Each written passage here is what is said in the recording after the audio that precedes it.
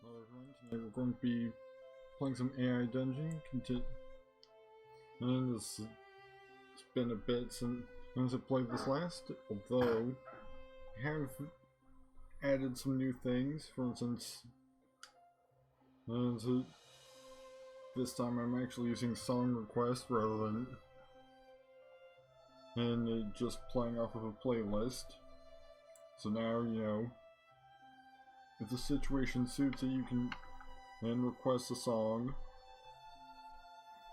I don't know, but it is limited to a specific playlist, mostly to avoid potential copyright issues.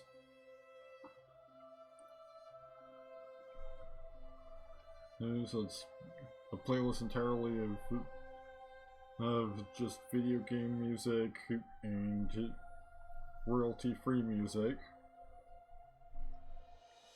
I mean, it's worked pretty well for other streams I've had using song requests, so I've also added some visual effects that will be enabled once we get into will enable once we get into the actual game. Let's start a new game. Single player. And I'm thinking, Mystery yielded some pretty good results last time. So now, let's switch on the visual effect I was mentioning, which is a custom background. If via the Streamlabs. So let's go for detective. Alright, character's name.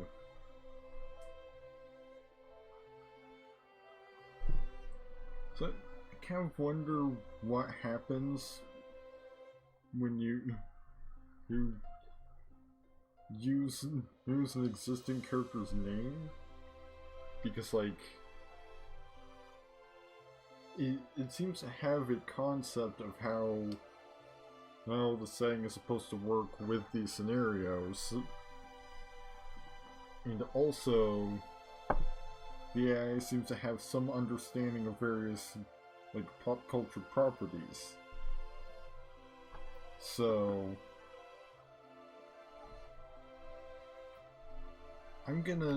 since I finished playing the Ace Attorney trilogy fairly recently, so let's see what happens if you name the detective Gumshoe. I'm not gonna go for Dick Gumshoe because I think it might misinterpret that. And here we go, fittingly enough, some Ace Attorney music. You're a Gumshoe, a detective living in Chicago. You have a pistol and a police badge. You enter the forest where you believe the criminal you're searching for fled to. You suddenly hear a noise. Investigate noise. You walk towards the noise and it gets louder. It sounds like a chainsaw. You stop to listen to it and then quickly turn off your flashlight. The noise stops and you look around cautiously.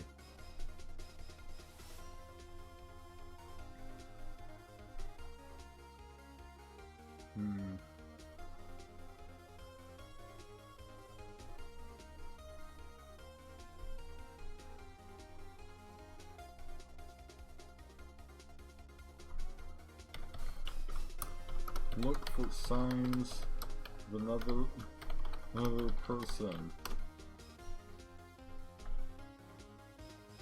Creep forward, hopping every few steps to listen for the noise again.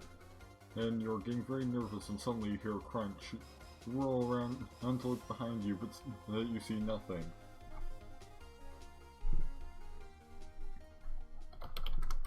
Turn on your flashlight.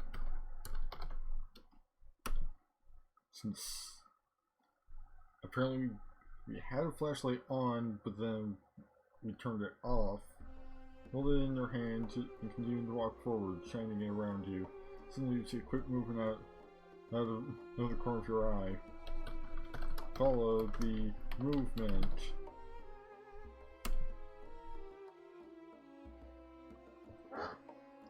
As soon as you turn, the movement disappears. You try to recall what you've seen, but nothing comes to mind. You continue walking forward, and the movement appears again. This time, however, you act quickly. Let's see where that goes, I guess. Draw your pistol and fire.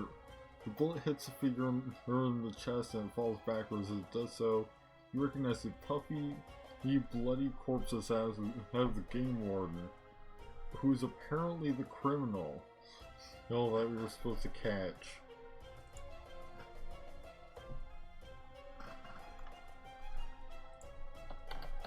Check to see if the game warden is still alive. Because I imagine I'm not supposed to murder them.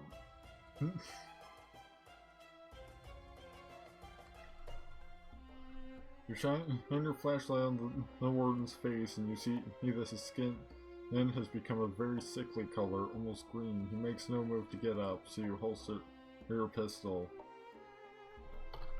Check the warden's pulse. You find the warden's pulse to be weak and irregular. You know that he's dying or dead. Something comes over you and you kneel down beside him. Well, something's come over me. Let's see what happens. His skin is cold and clammy, and you notice that his lips are very pale. He opens his eyes and looks at you. The chain gangs. He gasps. The AI doesn't know what to say.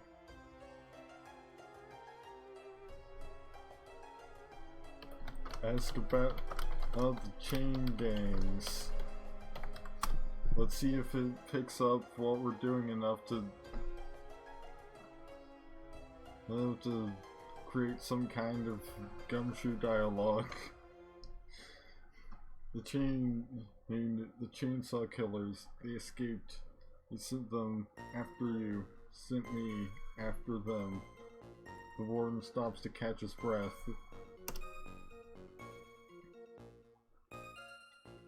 The man who took you killed my family, burned my farm. You nod as you listen to him writing down the notes you make in your head.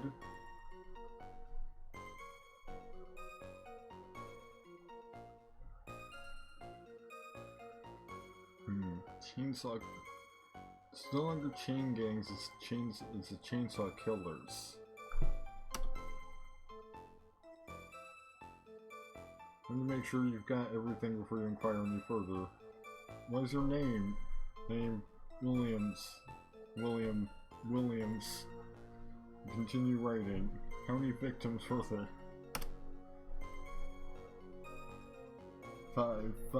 I tried to send them and out after them, but the snow locked our routes. I was the only one sent to find you. He wheezes as he catches his breath. They had so much time to plan what they were going to do. I saw them die in the woods. Chainsaw. You pause to make a note.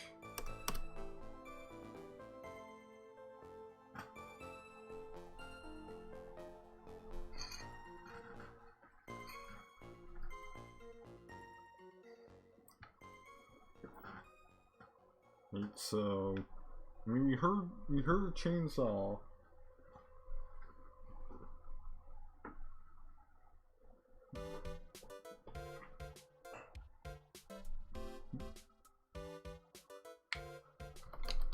You know what? Take the warden to the hospital. You know, I'd rather be stand up and start to write some more notes in your book before pausing. You have anyone to stay with, pal? Adding the pal manually myself? Because that is clearly not going to. The warden begins to cry. You don't have anyone. I'm all alone. I lost my family, my farm, everything. And he sobs.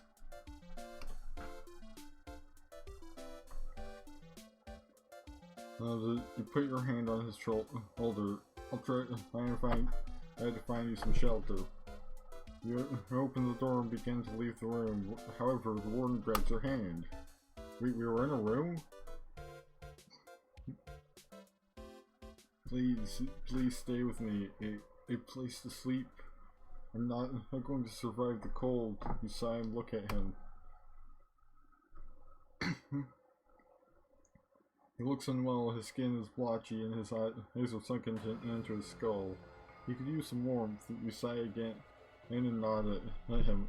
Alright. It seems to be changing the reason he's dying every time it brings it up. First it was because he was shot, then it was because he's like sick, now it's because he's cold.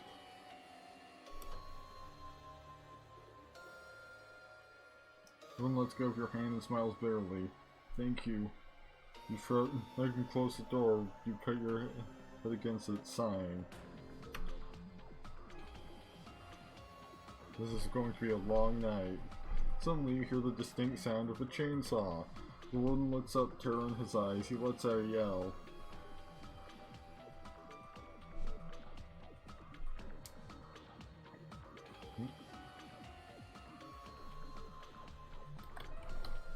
shoot in the direction of the chainsaw noise.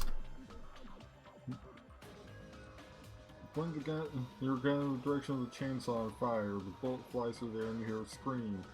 The door opens to reveal the blood-stained snow, revealing where the bullet went.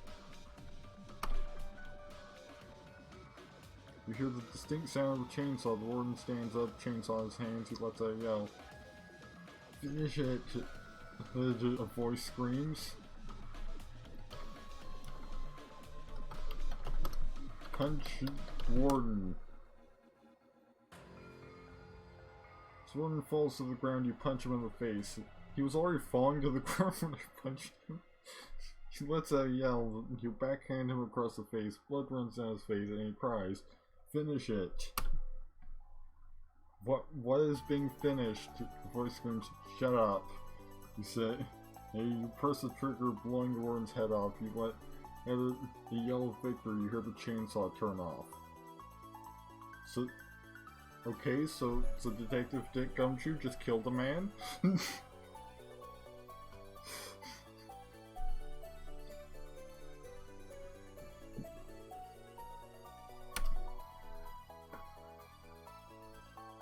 turn to see a decaying man in a balaclava and his ski mask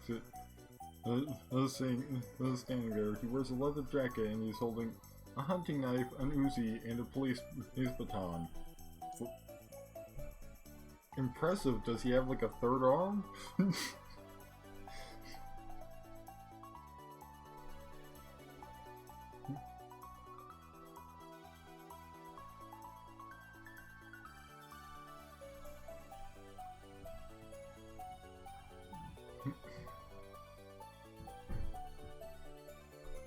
Gonna see where this goes.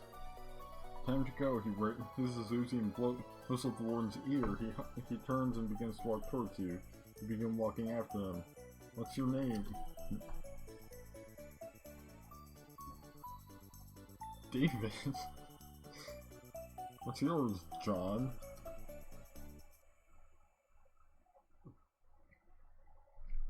What do you want to do?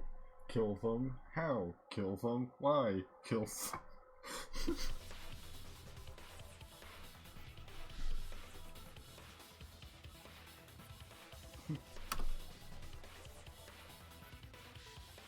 For how long? Endless. You stop up, you put your hand down and stop him. How old are you? I don't know, I don't remember. He continues walking, his feet break through the ice. He hurried to fall, all slipping and falling. His eyes were sunken, lacking any emotion. His breath puffs in the cold, visible vapor. How long have you been here? Always. You continue walking after him. And his steps are heavy and his ankles twisted. His walk is crab-like, and his claws scrape against the floor. His knees buckle and lets out a pained wail. He lets out a pitiful moan. Why are you here? Help! Stop looking at him. His hands are bleeding, his face is bruised, and he has cuts all over his body. You step forward, ready to kill. Help! He screams. You grab him by his leather jacket and throw him against the wall. His head bounces off and more blood pours out of his head. You look at him before grabbing him by the throat. Who sent you? You tighten your grip, strangling the life out of him. Then he begins to turn blue. Tell me, the master. You let go. Oh, and he falls on the ground, gasping for air. Tell me who the master is and I'll get you medical attention. I mean, his head bounced off, so I'm not sure how medical attention is gonna help him.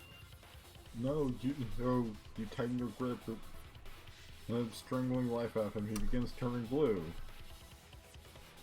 Tell me, the master. You let go, he falls on the ground, gasping for air. Can we? I think we are in a loop now.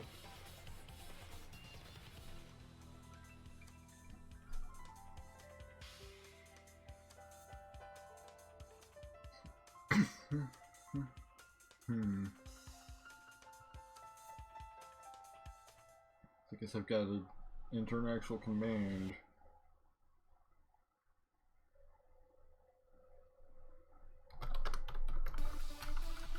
What? Handcuff the man and take him to move the precinct.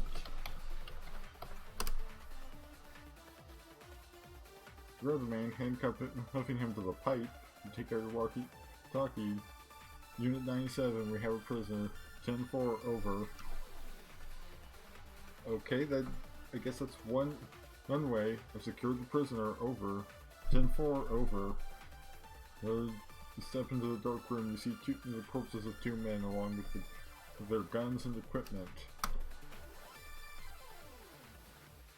You turn on your flashlight, revealing the devastation. Clumps of hair matted with blood cover the walls. Layers of dried blood cover the ground along with pieces of flesh and bone.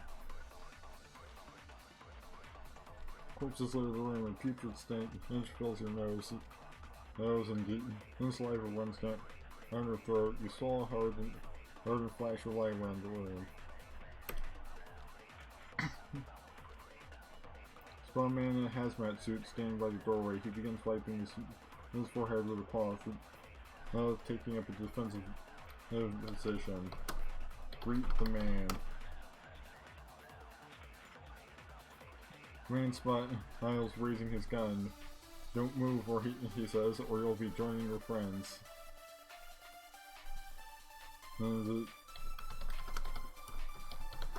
Raise your own gun.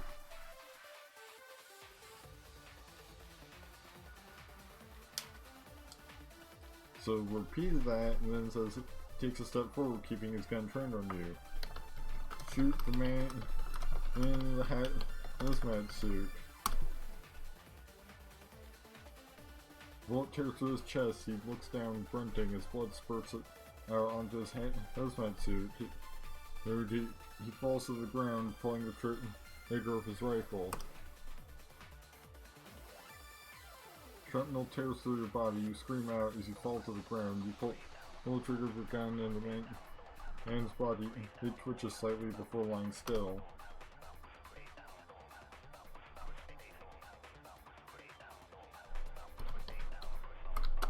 I'm just gonna leave this place.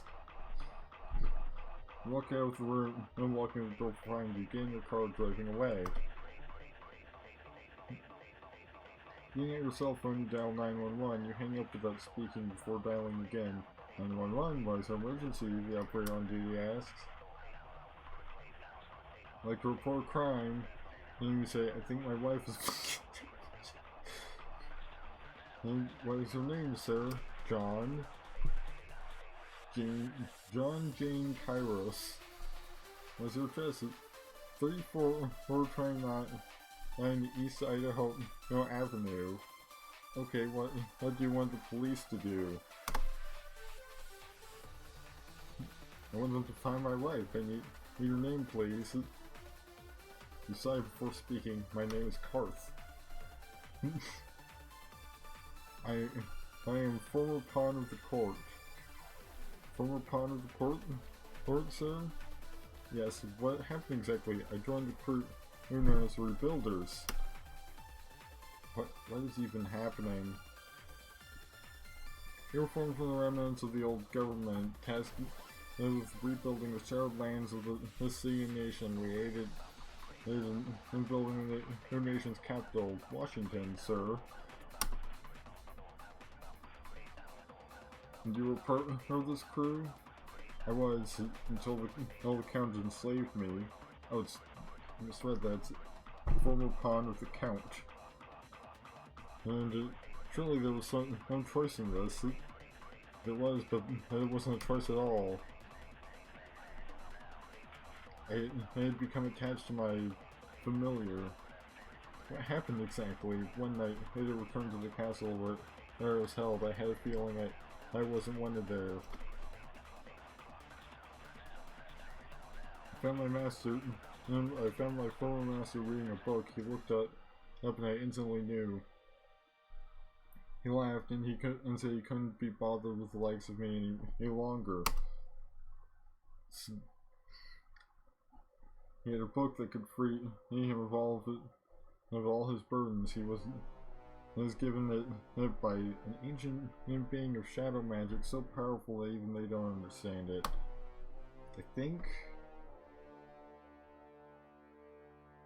I think maybe Gumshoe might be starting to like hallucinate from his blood loss, from his I think it was his leg injury.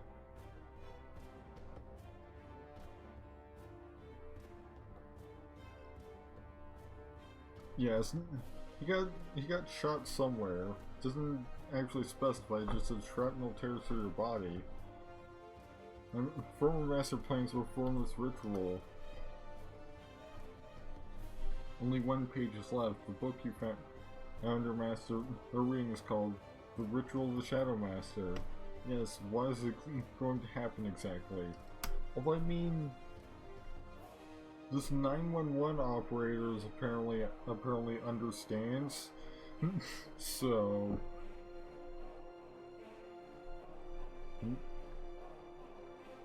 I mean, he's going to summon a creature of shadow magic so powerful that even they don't understand it. He said that only an already enslaved shadow could perform this ritual. I'm sure you know what that means, given your kind general dislike of me. Now my wife will be enslaved as well, and she'll be compelled to perform the ritual herself, so...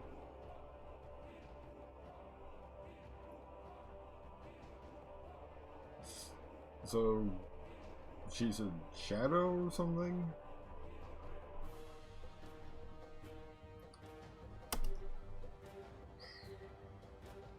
After that, the shadows will pour into this world, and everything will be shadowed by will be swallowed by absolute darkness, except for you.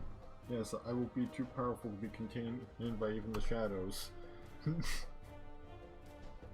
I will take over my own, and whatever comes next, I don't even want you to think about it. You have to stop him. I don't think so. No, the police have been and gone. They found nothing. The FBI, they searched for clues, but they came up with zilch. So we're getting back to the original genre.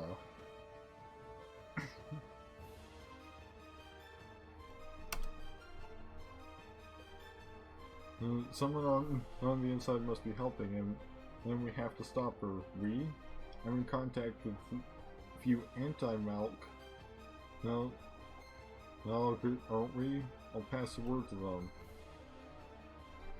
What's an anti-Malk? I'm gonna look this up.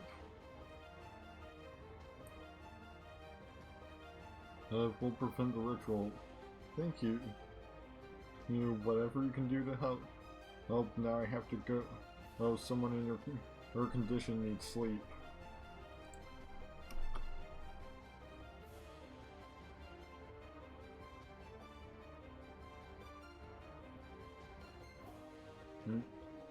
Yes, but that was several days ago. Oh, you're still not over it.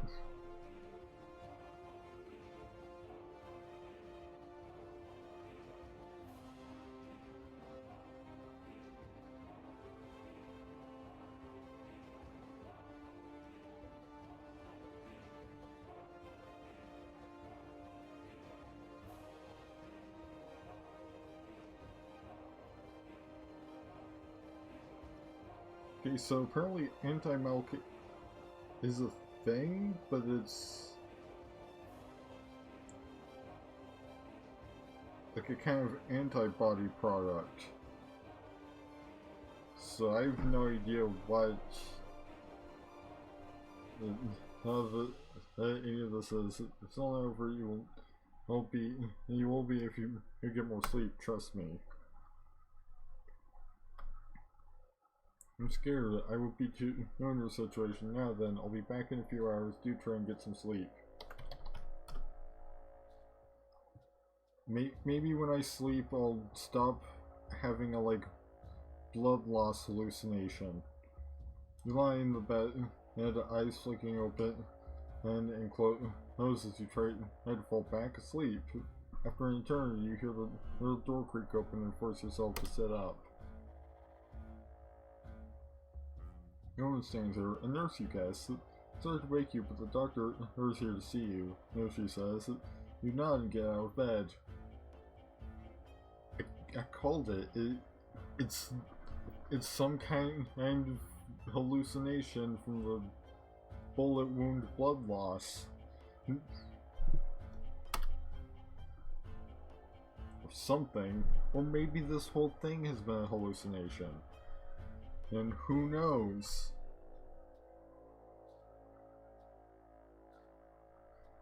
As you get out of bed, the nurse leads you out the room and along the hallways. Eventually you reach a room with a white door. You knock, and after a moment the door opens to reveal a doctor. Ah, you're awake. Do you know where you are? You look around, spying a television and a few photographs on the desk. I'm in the hospital. Doctor nods. Yes, you were brought in after a car crash yesterday. You had a concussion. Oh, so that's what's going on. Gumshoe crashed in his car, and now he's hallucinating. He was hallucinating all this deep lore about, like shadows and rituals, because of a concussion. And I mean, head injuries will do that, and I imagine. You had a concussion and a few broken ribs, nothing serious. Yeah, totally nothing serious, just a concussion, a few broken ribs. Here, you should get some clothes on you. And the doctor hands you some clothing, you step into them. You should also get you back home. Can you remember how you got here? You nod. Yes, I was in a car crash and someone brought me here. Good, get you back home then. You stand and the doctor hands you some photographs of your room. And these are your new room. Here, we should put these clothes on you. Can you remember what happened? You look down, spying a photograph of a human brain beneath the hospital gown you're wearing.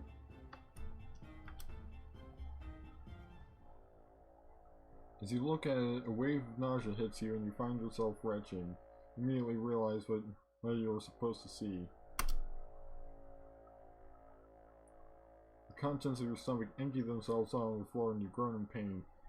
Jesus Christ, you whisper. I've seen this happen before. You got a brain injury and it affected your vision. Can you remember what happened? Take a moment trying to calm your stomach as you think.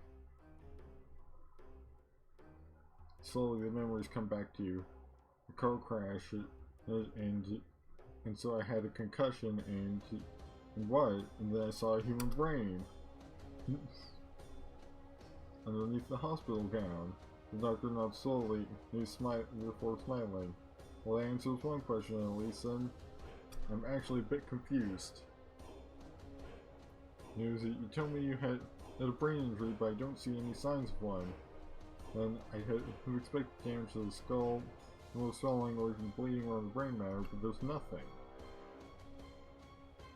Strange, I saw something else. You did? Well, let's have a look then, shall we?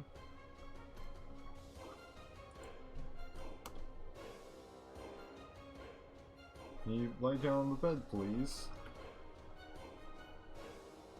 Please don't be afraid. I'm a doctor here to help. Do as he asks and he approaches you. Now just relax and close your eyes. Close your eyes. You close your eyes. You feel no cold hands on your body before you hear a cough. The doctor's standing back up. Please continue. I really want to know what's going on. Take a deep breath, trying to ignore your stomach, which still hurts. I saw a human brain. You groan in pain. This doctor nods slowly.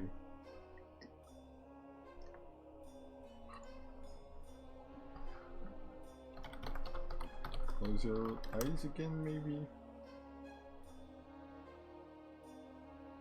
Pain hits your head, lays straight to force your eyes open. Then you feel rough hands on your face before a voice cries out, "Ah, the poor boy is blind."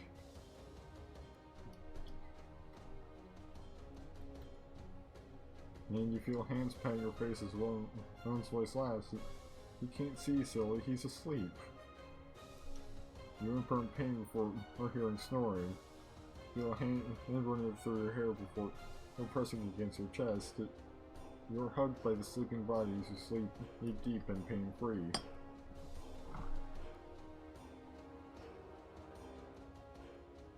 You open your eyes to find a woman, probably in her mid-30s, smiling down at you. Behind her, there's a group of people all wearing white coats identical to the one the woman was wearing. They look at you, smiling. The woman smiles at you, holding out a hand.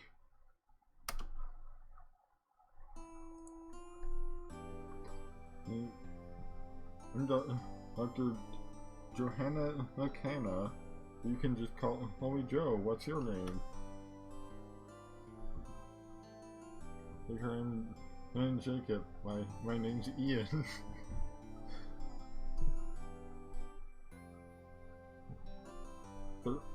Third different name.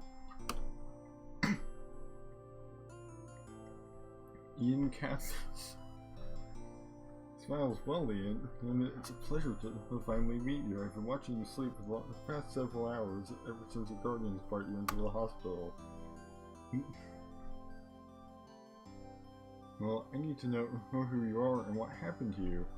You look at her nodding slowly. Okay. Hey, did someone hurt you? Were you in an accident? You're really weak and have a nasty concussion. And then were you kidnapped?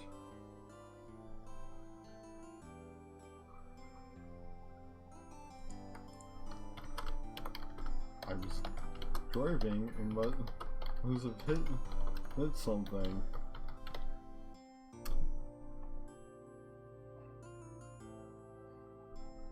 You were driving and must have hit something. Dr. Kanda nods.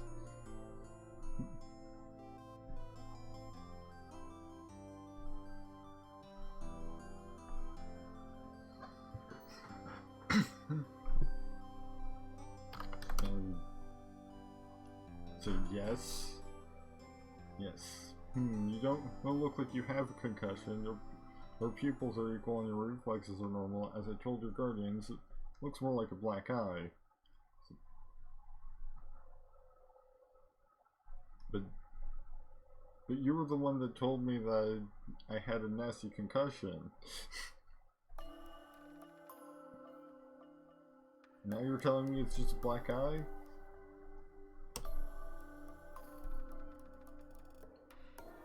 She was his aura smashed to the face. It's hard to tell with an injury of this nature. You shiver as Joe nods. I'm sorry, that was uncalled for. Don't ask how you got it. Don't ask how you got it unless you want to tell me. You should shake your head. No, it's fine.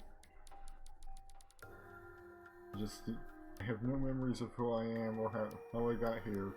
It's okay. The doctor's nod and Joe smiles. Well, that's easily fixable. You just need to run a few tests and your guardians can come in and find out what category you fall into. She winces. I hate saying this, but I'll need to examine you in private. Can your guardians wait in the hallway? Hey, it'll be just a few minutes, I promise. They can eat something while they wait. Hey, this should help with the time. That should help with the time. Promise you'll like where you end up. You just have to trust me. You know what?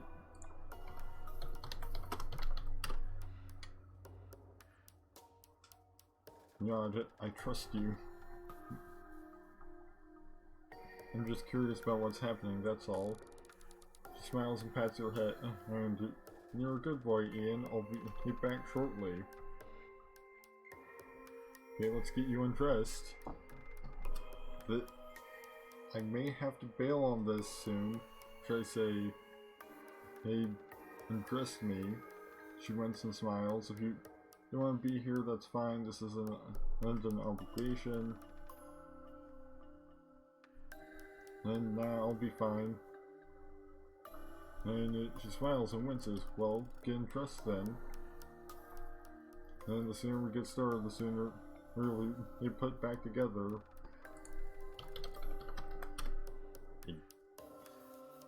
Because, like, slowly unbutton your shirt as Joe nods. Hurry up, dear. Take your pants off, too.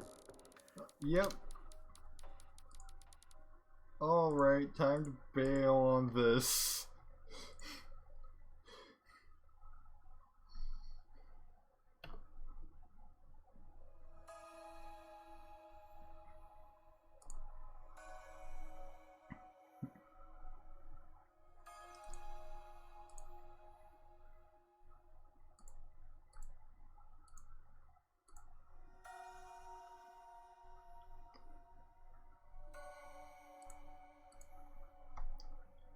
Yeah, as soon as I mentioned undressing, I had a feeling it was gonna take a certain turn.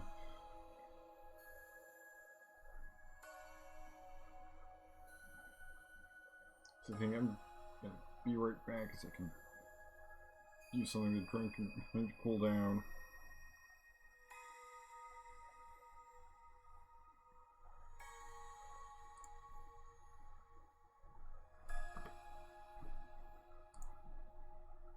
And this is kind of warm here.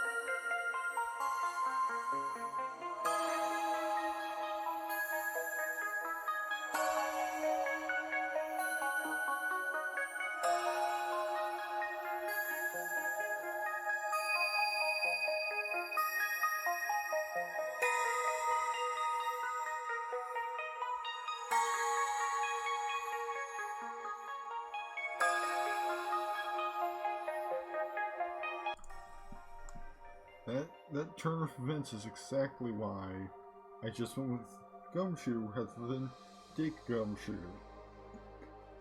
Because I knew, because I know if you put any word in there that could conceivably be horny, it's going to find a way to make it horny at some point.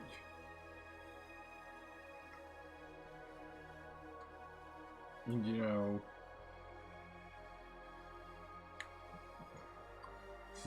so you know, having having a character named something like Dick is a bad place to start, as much as it's supposed to just be, as much as in that context it's supposed to just be short for Richard. But you know, it's gonna, the AI is going to turn it to being about male genitalia almost immediately, most likely.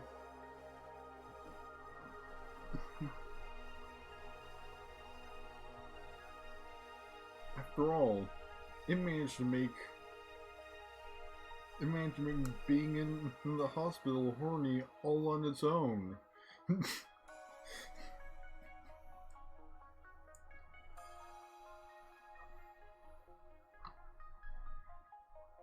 Alright, so let's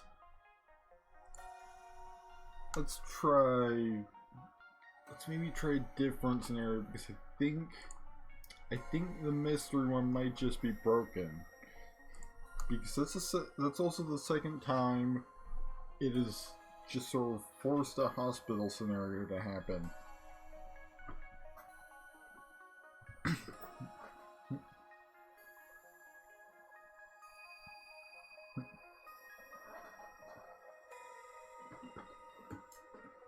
So maybe let's see what the cyberpunk options are.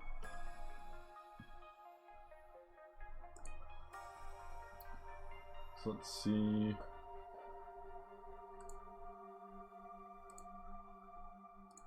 There we go. Got my cyberpunk background on. So you've got the options of cyborg, punk, cop, and android.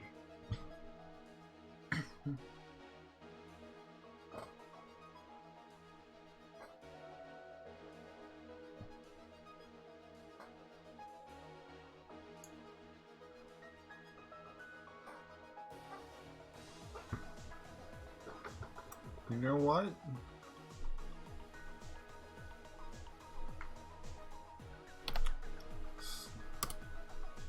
Let's go with punk and try again to see if it only make it more obvious. Let's see how it plays with you are Phoenix Wright, a punk living in the futuristic city of Zale. You have a small Zor blaster hidden in your jacket and a hollow band on your wrist. You wake up in a dark alley with bruises all over your body. You have no idea what happened. You stand up and see your body lying in the alley with a bag next to it. You take the bag and search the body, finding a dead guard with a Zor pistol.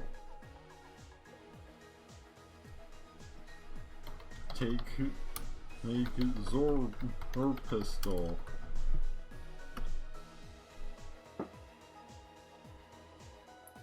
You take the Zor pistol from the guard's body and hide it in their coat. You head to the nearest crime scene, the robbery victim. Inspect victim. You walk up to the victim, who has been stripped naked and is covered in bruises. He's tied to a pole with his head covered in packing tape. You greet victim. The victim does not respond. Exclamation point, reveal your hidden item. You pull out your Zor blaster and shoot the victim in the head. Exclamation point. Where did this exclamation point come from?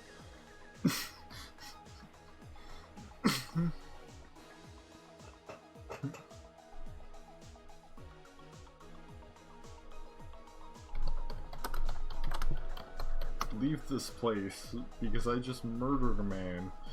Leave the dead victim behind and head to the next crime! Exclamation point. You arrive at a store that is currently under construction. There are 2 guards standing outside the store. 3 guards. Now walk up to the guards and shake their hands. You pull out your sword pistol and shoot both of them in the chest! Exclamation point. You search one guard's body and find a small card key! Exclamation point. Look for the lock the card key goes to.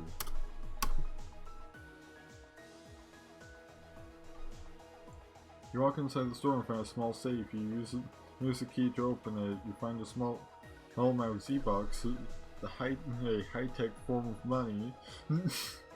Thanks for the explanation! Exclamation point. You remove your helmet and walk outside again! Exclamation point. You arrive at the fifth crime scene. A guard being robbed up by a group of thugs! Exclamation point. And you blast the thugs with your Zor blaster.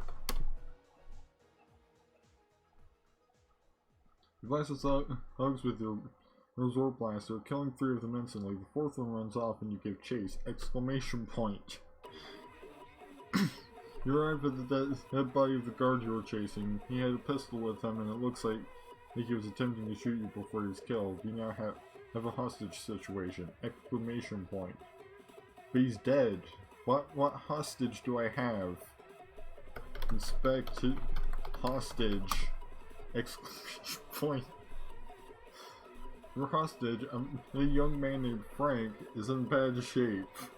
He has been repeatedly stabbed and has a swollen beaten. He says the syndicate is behind this! Exclamation point.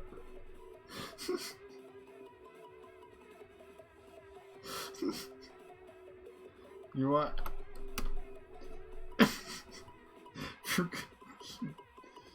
If you're gonna keep doing this, you! Exclamation point. Exclamation point. You run over to Frank as the police arrive. You're taken into custody! Exclamation point. The trial was a quick affair. Oh no! What's the result of the trial? You're found guilty on all counts and given a small sentence. Now I wonder who's... Did they not have a defense attorney? Because technically I should be an attorney. Not you know. But then again, I've also killed like 5 people and taken a hostage named Frank apparently. So...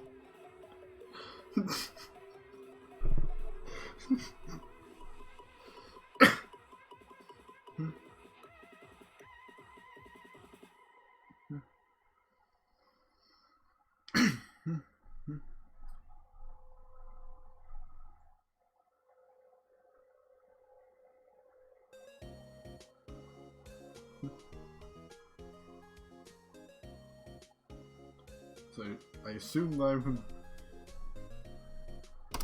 You know, let's see if it gives me details about the sentence. At this point, the judge has decided that you do not even bother a trial. It is too late. Even for protest, you have been found guilty. Object to your sentence.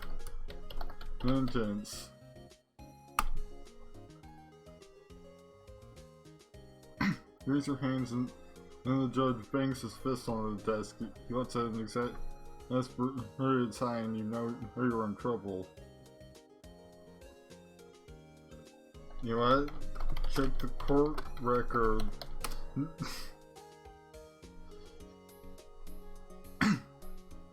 The judge bangs his fist on the desk and you realize they're in trouble! Exclamation point.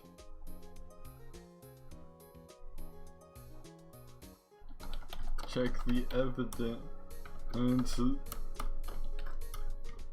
in the court record.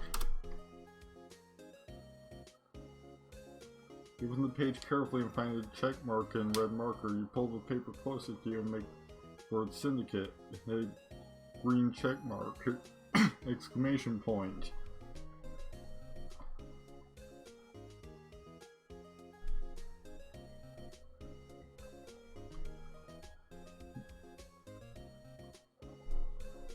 And check the court records for evidence of your innocence. You can worry about the syndicate later. Turn the page over. On the other side is a check mark, dark and green marker. You find the last page of the court record. You notice check mark and the red marker on the other side. Recall what the check marks mean.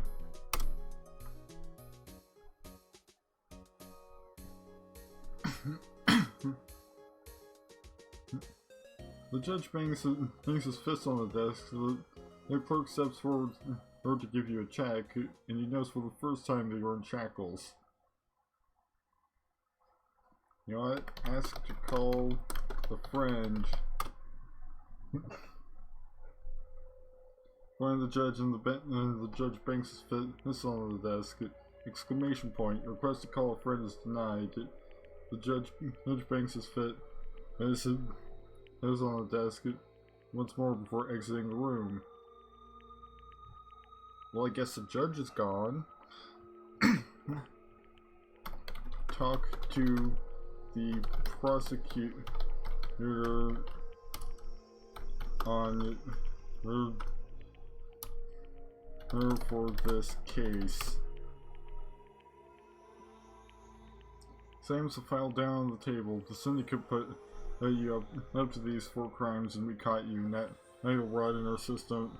Our system famous for a short time in the underground! Exclamation point. Examine the prosecutor. I want to see who it is. See, I heard about your little breakout attempt. If you think you can intimidate me into letting you free, you've got another thing coming.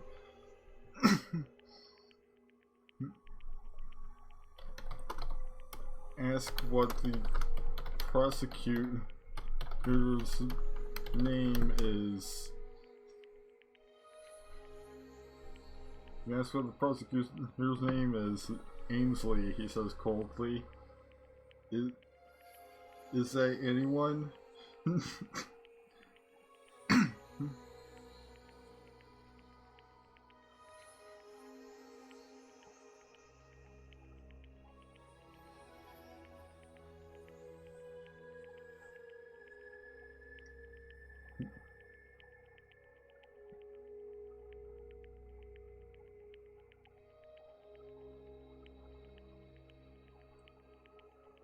No, that's... that appears to be an entirely new character. The judge bangs his fist on it. Ainsley says coldly, exclamation point. The judge bangs his fist on the desk. If you don't shut up, I'll give you something to really shut up about. The exclamation point. Apparently the judge is back.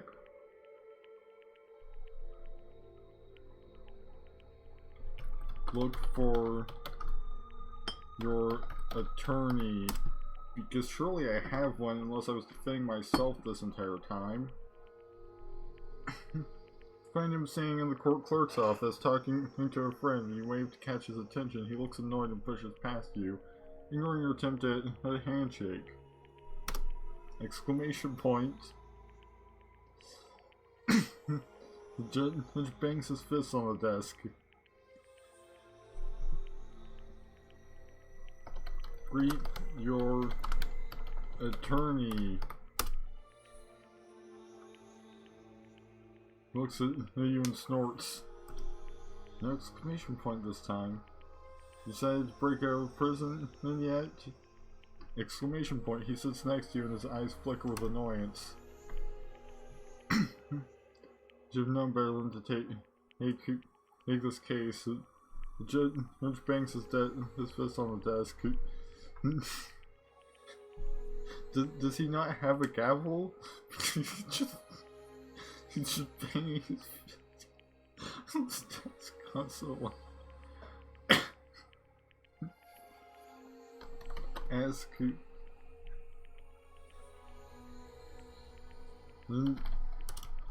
what your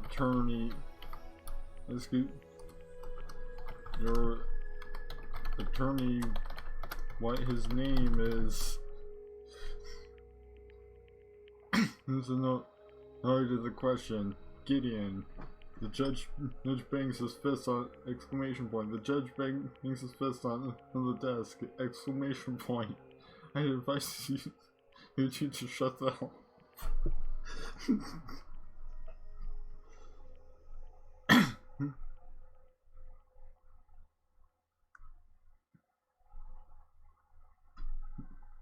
You get the feeling that it's also a fresh new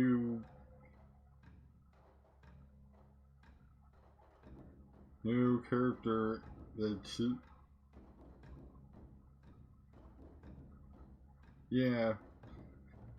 that's also a fresh new character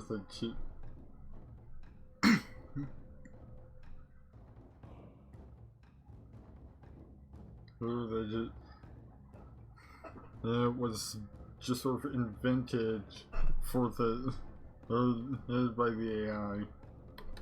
Ask to call a friend and again.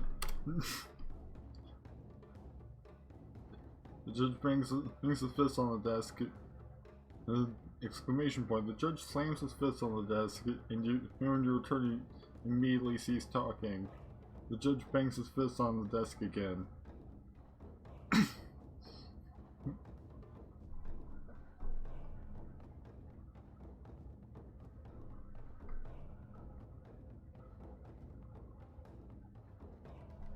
Ask to see the evidence.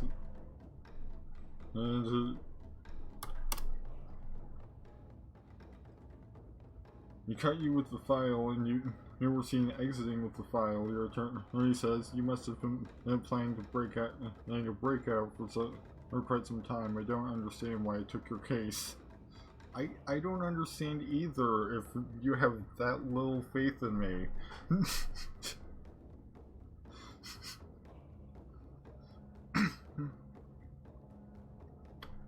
Ask to see the file. The judge bangs his fist on the desk. The bailiff shows up with the file and the attorney takes it. He opens it, pulls out the check with a sigh. Exclamation point. The judge bangs his fist on the desk. Exclamation point. The attorney opens the file and shows you the check and the evidence. Examine the evidence.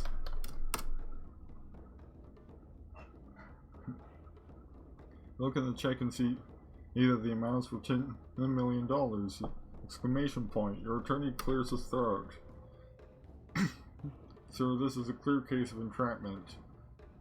And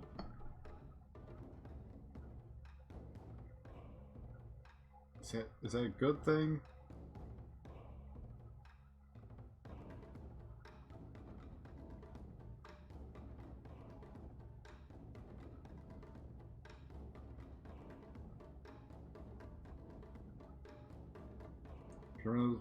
This practice whereby a law enforcement agent or agent of the state induces a person to commit a crime that the person would have otherwise been unlikely or unwilling to commit.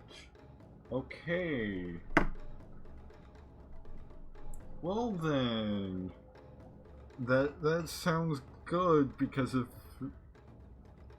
at least if you assume that I'm the one being entrapped, because but at the same time, unless the terminology is different in cyberpunk land, he's not talking to the judge about this, because sir is not how you address a judge.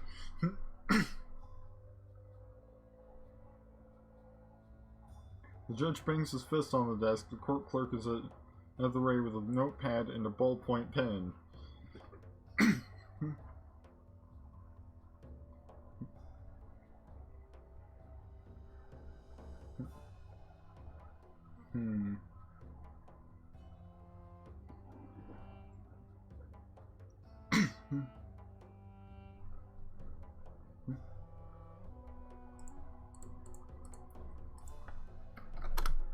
If this is entrapment,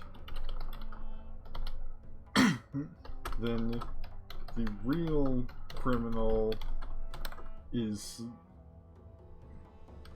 whoever is behind the entrapment.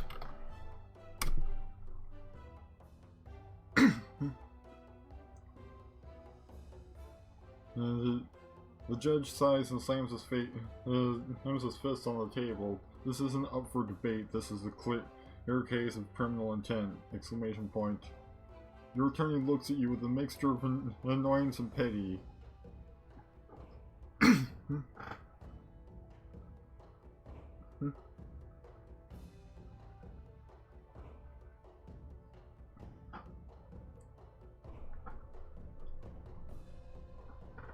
Maybe the exclamation points are signaling they must say the thing.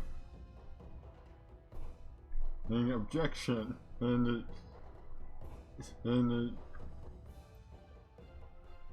this evidence shows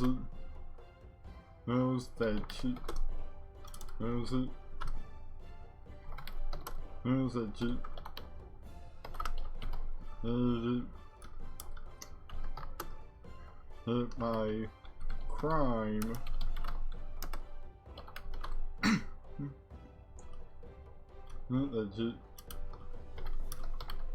an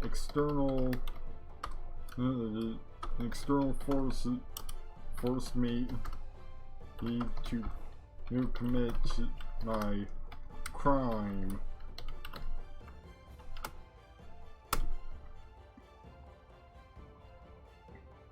He sighs and slams his fist on the table. This isn't up for debate. This is a clear case of criminal intent. Your attorney looks at you with a mixture of annoyance and pity.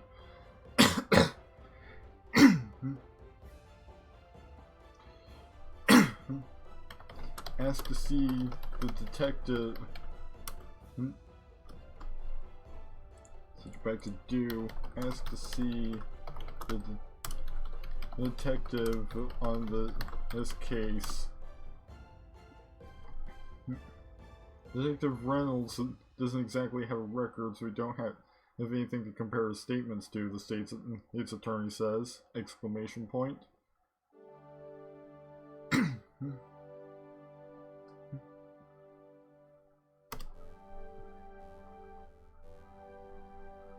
The attorney clears his throat. Sustained. This is a highly improper procedure! Exclamation point. The judge slams his fist on the table. This isn't up for debate. This is a clear case of criminal intent. Your attorney looks at you with a mixture of annoyance and pity! Exclamation point.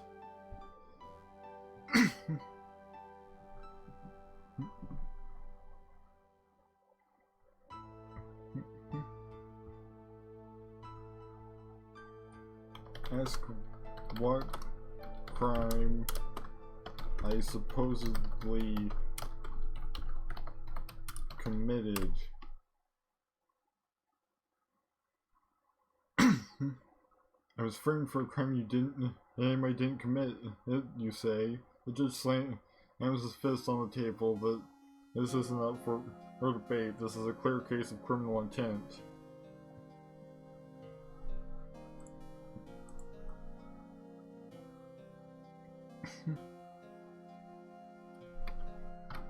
I had no such intent, but someone else did.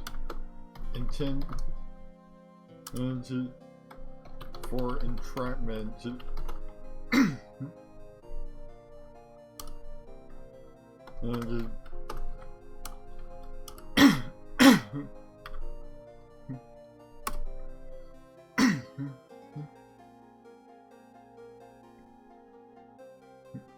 your attorney clears his throat. It's different this time. The judge slams his fist on the table. This isn't up for debate. This is a clear case of criminal intent! Exclamation point. Your attorney clears his throat. Let's see if my attorney has anything to say. Sustained. This is highly improper procedure. The judge slams his fist on the table. This isn't up for debate. Is that all you have to say? It's sustained. This is highly improper procedure.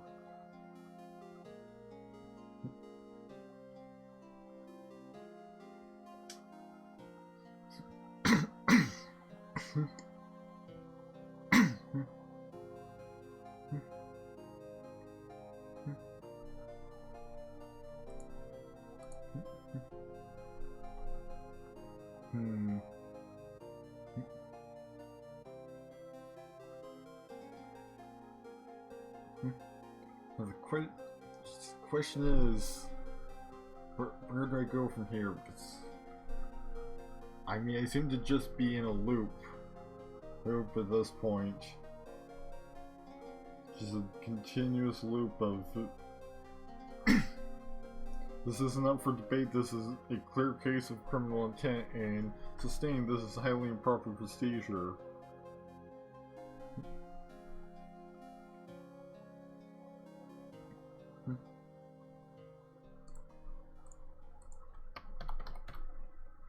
Who's criminal intent? Mine?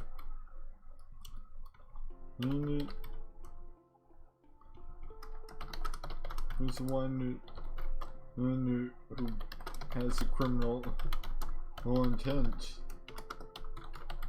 Me? Or the real culprit?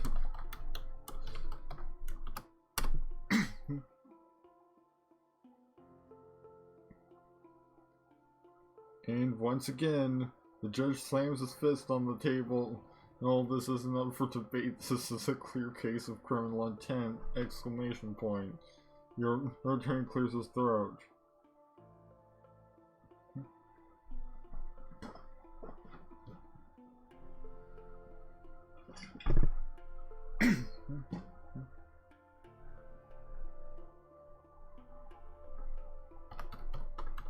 You must admit that there are likely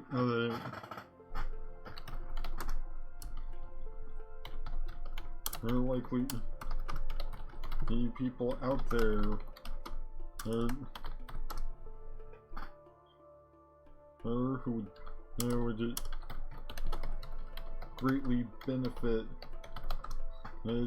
from a skilled attorneys such as myself, being behind in bars.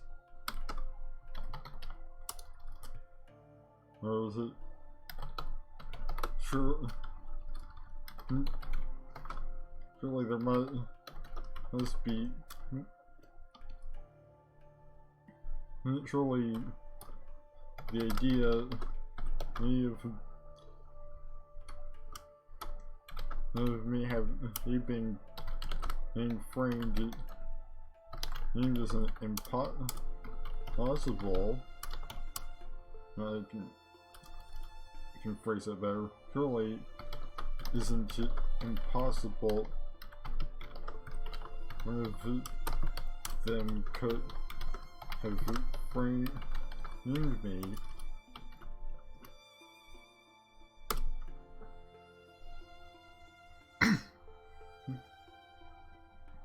And still no response.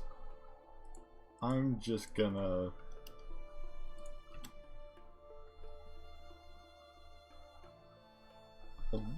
Your attorney clears his throat. I'll see what I can do, Your Honor. See what your attorney can do.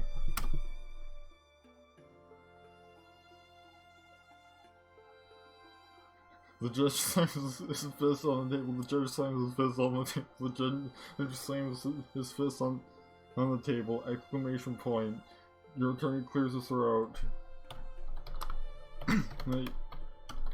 Your attorney, Gideon, take the lead.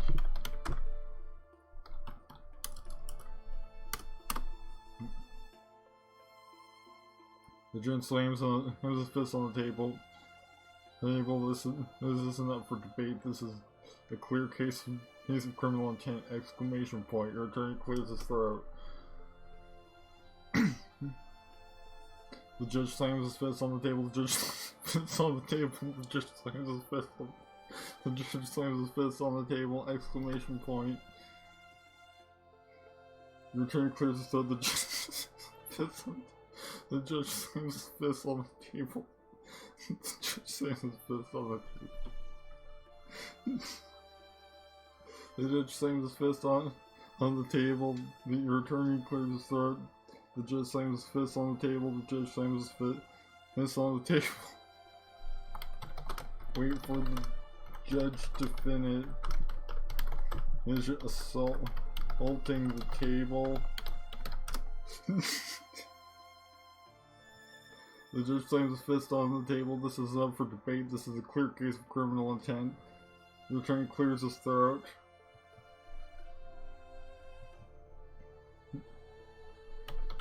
Bring your attorney some water to drink.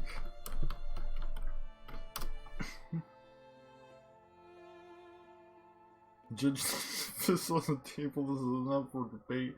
This is a clear case of criminal intent. Your attorney attorney clears his throat. Exclamation point. Wait for your attorney speak.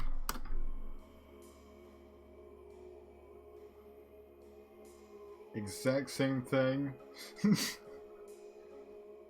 judge slams his fist on the table. This is not for debate. This is a clear case of criminal intent! Exclamation point. And your attorney clears her! Exclamation point. Check the court record.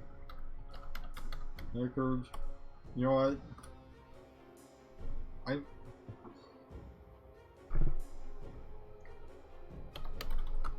Talk to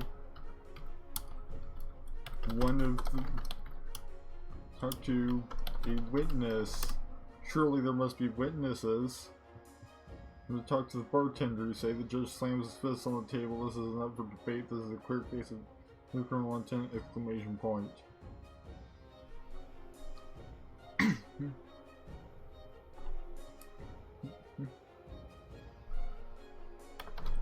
Ask Gideon to call the bartender to the stand.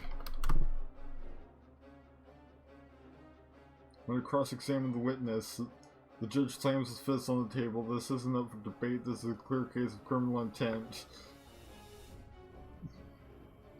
You know what? I'm just gonna...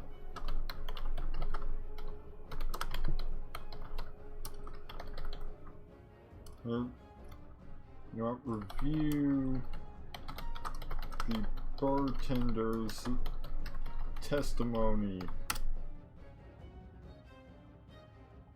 You see the shooter, you ask? No, I was behind the bar, the bartender asked. How many people were in the bar? We're finally getting somewhere. We're finally free of... You know, this isn't up for debate. This is a clear case of criminal intent. for at least some time. There were 2 barmaids, 2 busboys, and the bartender.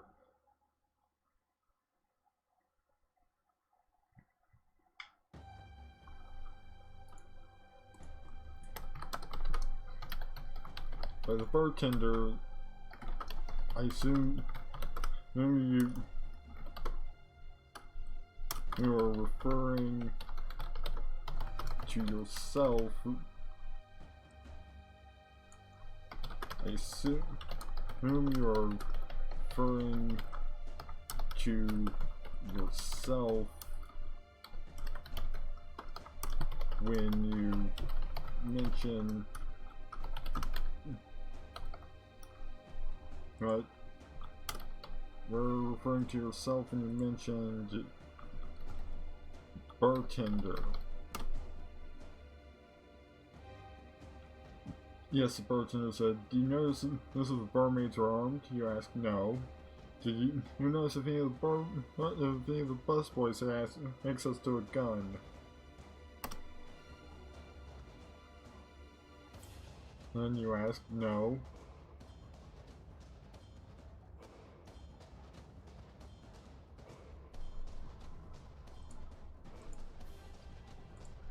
Right. Check the court record for any evidence from the bar. We're getting somewhere. Look through the court record, but find no evidence of the bartender is even on trial. Oh no! Exclamation point, your attorney clears his throat. Exclamation point, the judge slams his fist on the table.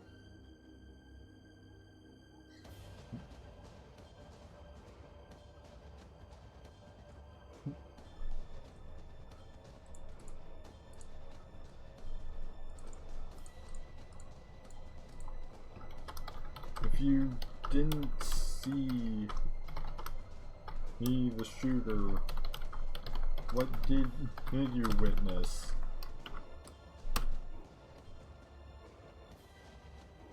I witnessed my employee being shot in the back of the head while she was serving drinks, the owner says.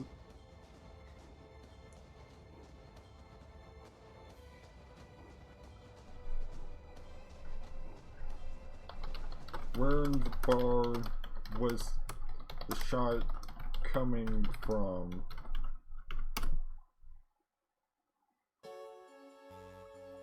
So right behind the bar, however, the owner says, exclamation point, your attorney clears his throat, exclamation point, the judge slams his fist on the table. It was coming from behind you?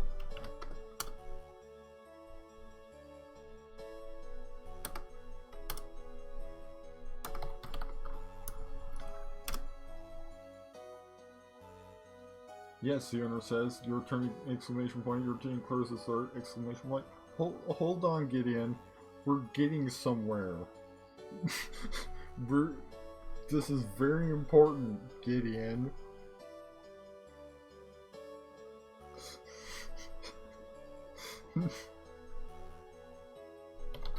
Then how did you not see the shooter?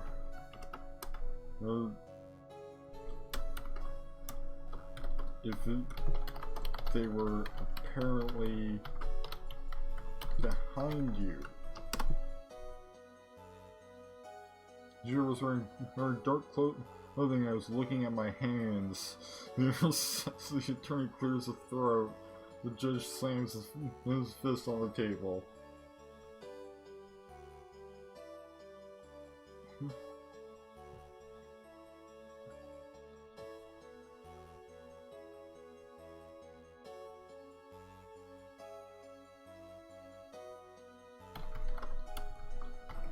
If you did not see the shooter, how can you tell they were wearing dark clothing?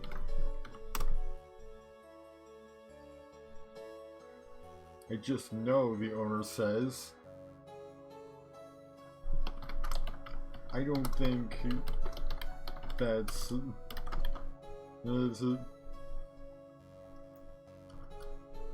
enough qualify as evidence to proper testimony in a court. I think that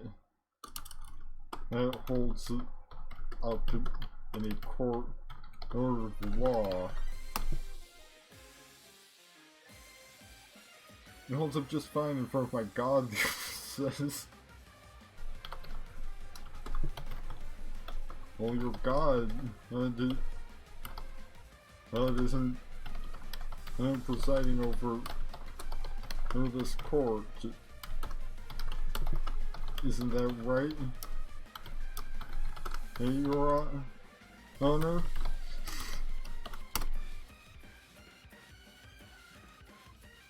Your attorney, Chris, Judge slams this on the table.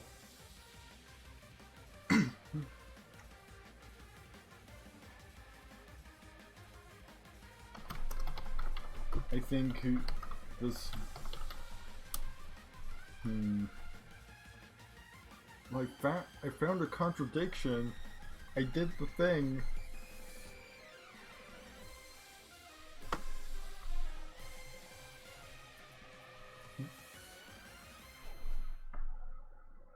Like, unless you want to tell me that I just know is good enough.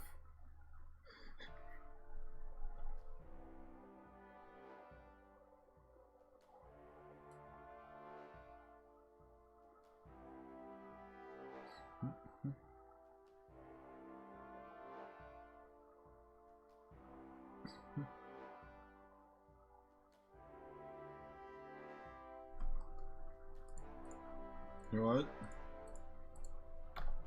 Check court.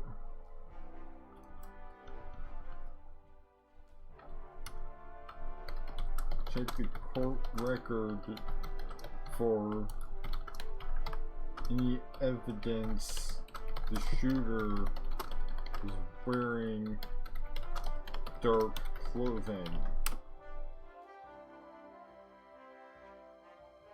Find nothing in the record. The attorney clears his throat. Judge slams his fist on the table. You have some old religious text somewhere, don't you? Where is this going now? And who is asking that? The judge says. Yes, my apologies, your attorney says.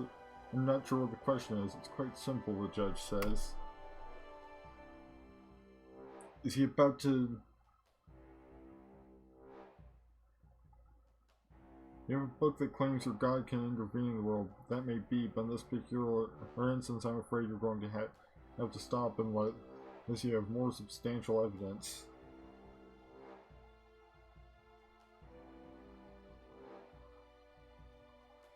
Is the bartender trying to claim that he was given divine insight to know that, and that's how he knows that the shooter was wearing dark clothing, even though there's no evidence whatsoever of that, other than his testimony.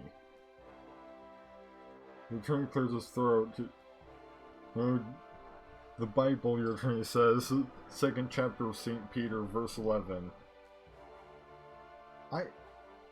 Alright, let's see what that is.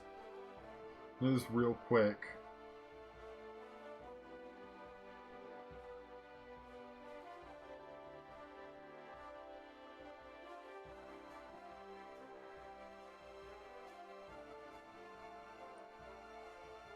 I assume that means, because I'm not actually all that familiar with the Bible.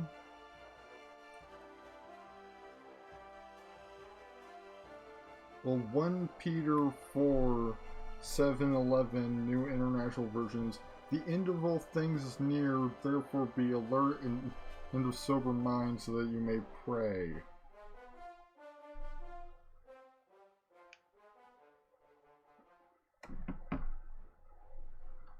does that have to do with this case?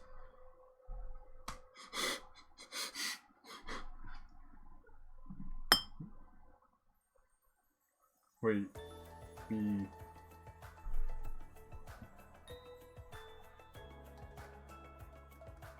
Second chapter of Saint Peter, verse 11.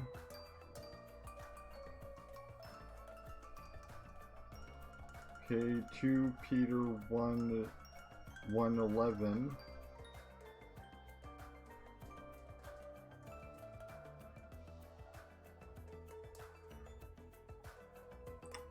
Well, and you will receive a rich welcome into the eternal kingdom of our Lord and Savior Jesus Christ.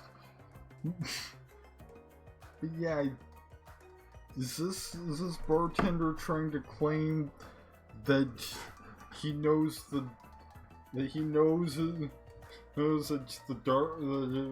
shooter was wearing dark clothing because God told him?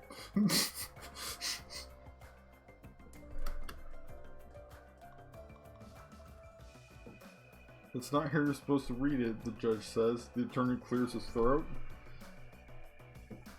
That's how I read it, the attorney says. That's how I read it, the attorney says calmly. The judge slams his fist on the table. Alright then, the judge says.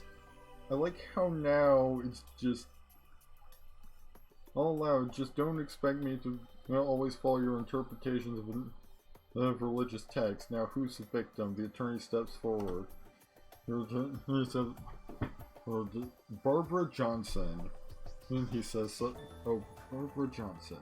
He says softly, reading from a piece of paper. Daughter of Mary and John Johnson. Wow. Please tell me the husband took his wife's name. Actually, in some ways, either option is kind of ridiculous for a way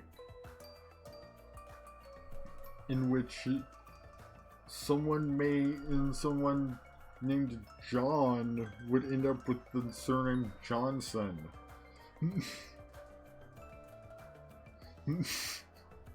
Either through his parents, Mr. and Mrs. Johnson, being like, what do we name our son? Oh, I don't know, John? Sure, that sounds great. Or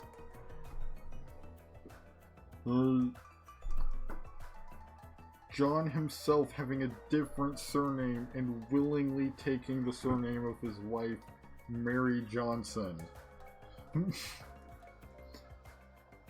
Victim was clearly described for you. She's young, attractive, and smiling. She looks so familiar, you just can't put your finger on it. The attorney continues. He was rushed to the hospital where she could not be saved. He says, the only person who can identify the shooter is dead. You got a name now. Now, Barbara Johnson. She was shot in the head. Check who... You want to check the bartender's profile in the court record. Because there's not just evidence in there. You find nothing. What? you find nothing. Check Barbara Johnson's profile in the court record. You find that she's included as a victim, but not the shooter. Of course not, unless she killed herself. She's going to be a victim and not the shooter. The shooter is far too young to have killed her. He says. And how do you have evidence? I assume that's my attorney. I assume that's Gideon talking, and not, you know, the bartender having another moment of divine insight.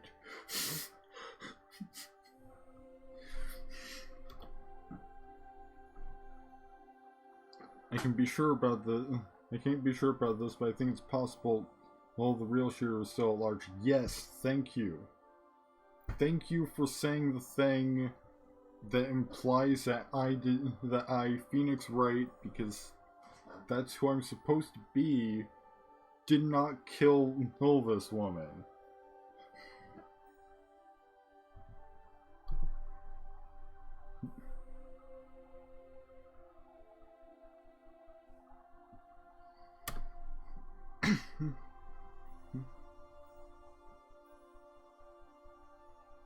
The judge slams his fist on the table.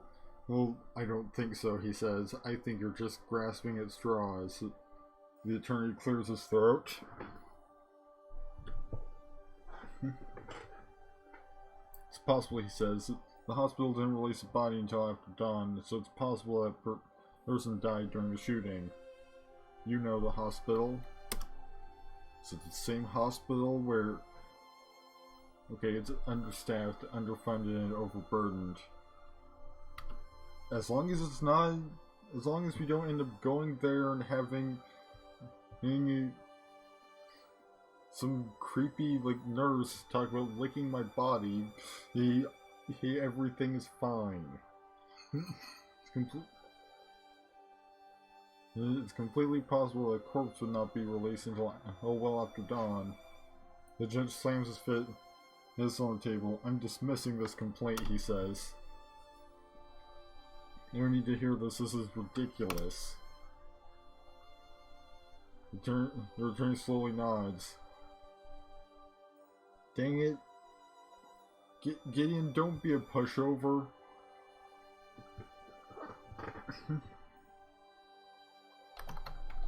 Check the court record for any evidence that could point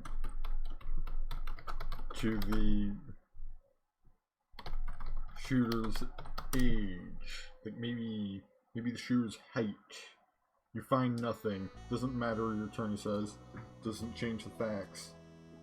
He takes a deep breath, composing himself. I move we accept the ruling of the judge and move on. No! Why are you doing this? The judge slams his fist on the table. Exclamation point. Let's see what the prosecutor thinks. What if it takes that literally?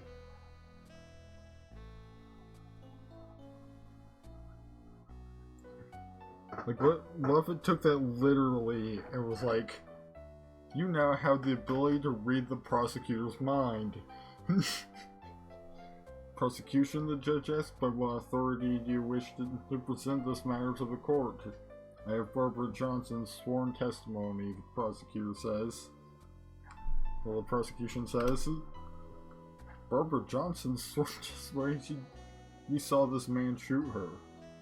The judge nods. Continue, he says. The prosecution takes a deep breath. This man is a criminal.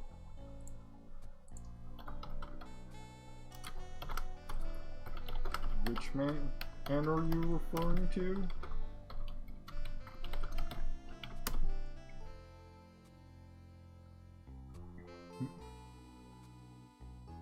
The prosecution clears his throat. I like that it's no longer Ainsley, he's the prosecution. The prosecution clears his throat. Oh, the man who murdered Barbara Johnson, he says. He's an escaped prisoner. The judge slams his fist on the table. Well, I mean, the music kind of implies that's Godot at this point, but we already have a name for the prosecutor. It's Ainsley.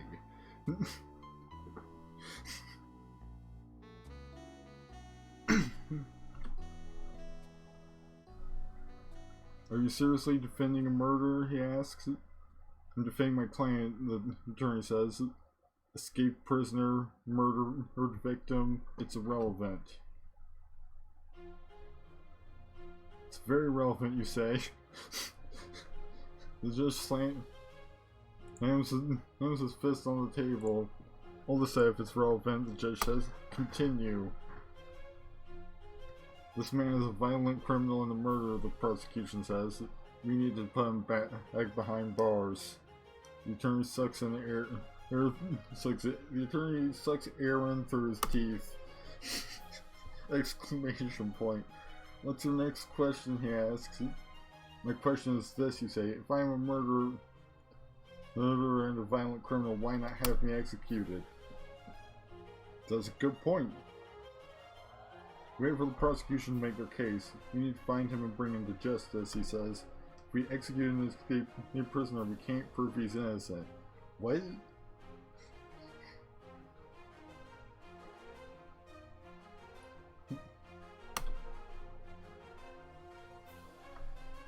The judge slams his fist on the table, exclamation point. I didn't ask you if you needed to bring him to justice, the judge says.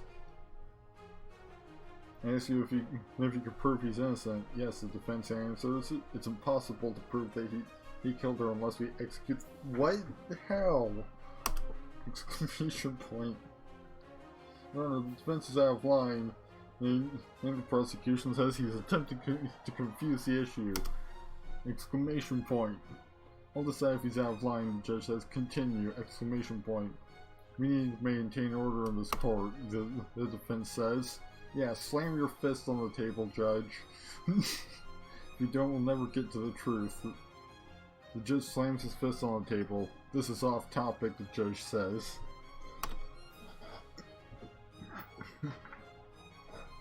Proceed. The prosecution takes a deep breath and continues. This man killed my sister.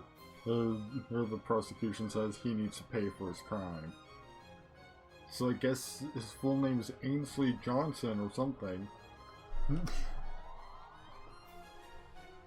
What's your next question, the defense asks? My next question is, what makes you think I killed her? The prosecution clears his throat. You tracked the gun used to kill Barbara Johnson and back to your trailer, he says. And there's physical evidence linking you to the crime. Bull, you say.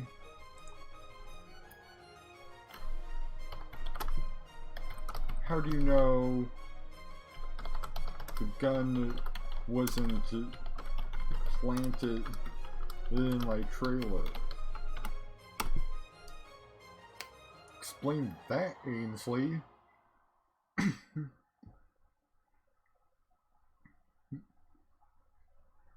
The prosecution clears his throat, exclamation point. We know, the prosecution says. That's why we can't charge you with her death.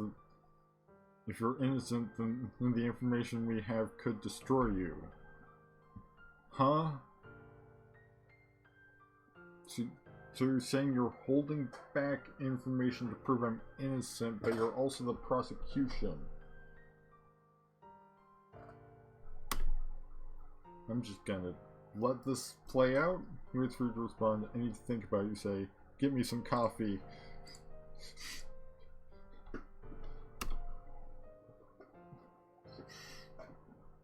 Prosecution then stands up. I need to get your decision by the end of the day, or we'll have to charge you with her death.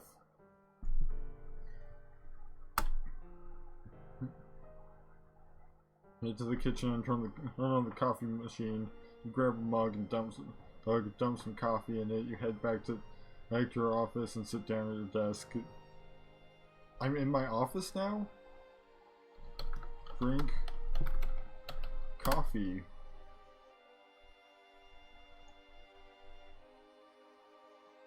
The coffee is too hot to hold. You burn your fingers. You wince and rub your hands.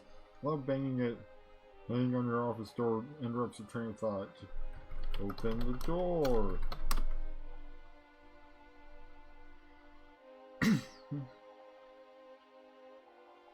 Bail stands in the doorway. Your friend Larry should see you. He says he's our friend. Thinks he's... exclamation point. About time. About time we got back to... About time we picked up what I was putting down, but... when and I... Go greet Larry.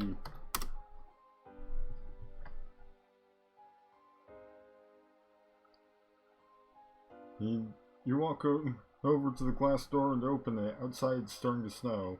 Hey Larry, you say. I'm here about our meeting this morning, he says. I'm ready to talk! Exclamation point. Okay, you say. The bailiff opens the door and lets him in. Then the bailiff closes the door behind him. What are you doing? Larry asks.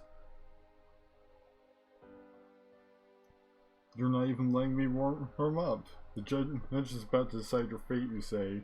You don't have enough time for that. Oh, he says. What? when did Larry start being the one like on trial? Is this maybe a flashback? What are you doing? The bailiff unlocks a cuff on your right wrist. Then moves to close the cuff on your left. That's so you can't run off. So... my cuffs just got like switched or something? Bill says that as he does this, you reach out into the back of your left elbow and pull it forward so the cuff now rests against the back of your wrist. What are you doing? The bailiff asks. You pull your right arm forward so the cuff now rests against the inside of your upper arm. Am I like... so the cuff rests against your bicep instead of your tricep, the bailiff says.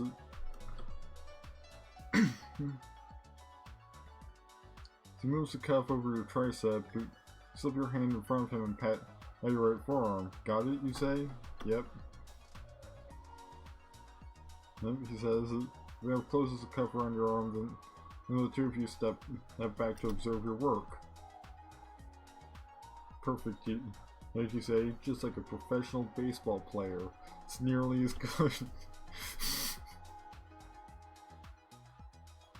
He unlocks the cuff up on your left wrist and listen, you move your hands behind your back. Much better. Or you say, I can't even feel it there now. All set, as the bailiff says, I'll just cuff you around the back now and I'll push you forward. Or he grabs your elbow and turns you towards the exit. One more thing, you say, my last name is Washington. And pronounce it like Sveimont, not Swinton.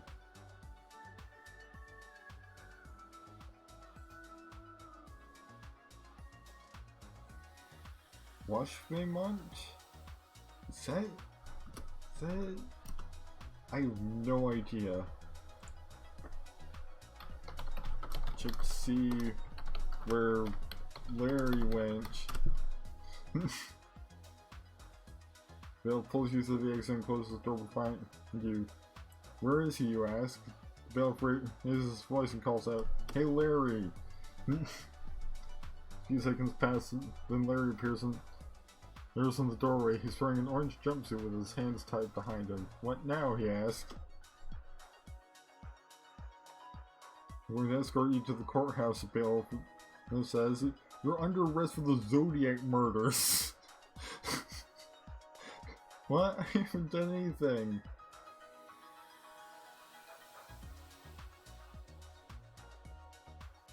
Well, as they say, if it smells, it's a butts, and I guess the Zodiac murders stink a little.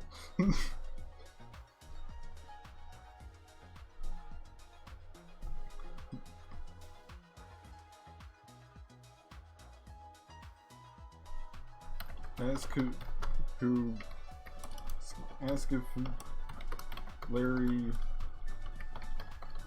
needs an attorney. Yeah, that would be great, Larry says. Really? You ask why? So I can tell them I don't know anything. Offer to be Larry's attorney. Great idea, Larry says. You're hired. I am? Are you saying for real? Sure. Larry says. Go to Larry's trial. Sit through several days of testimony. The police and FBI show up, claim their victories of the real Zodiac. No one can aim to agree on the description of the killer. There are several clues though. View the clues in the court record.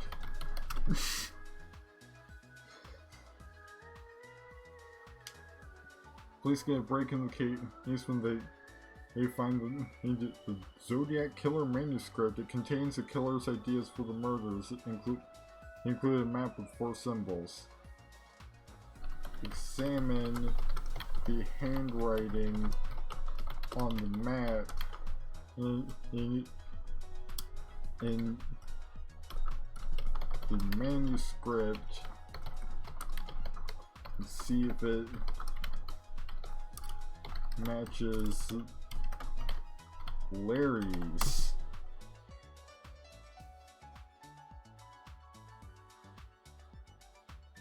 The Zodiac Killer's writing looks very similar to that of Larry, but it's quite possible that the two are indeed pen pals. Ask Larry if he has any pen pals. Yeah, I wrote a few letters to a guy in prison once. Says I might look him up. Do you remember his name? Sure, it was Frank. Hold on. Hold on.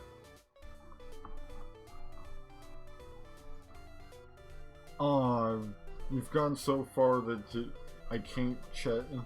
But I'm pretty sure I had a hostage named Frank earlier in this story.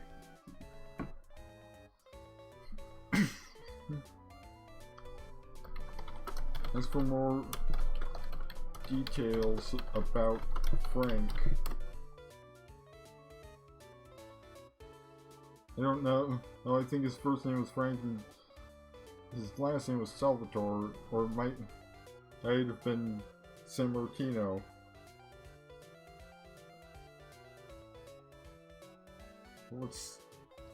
I wonder, is that anyone?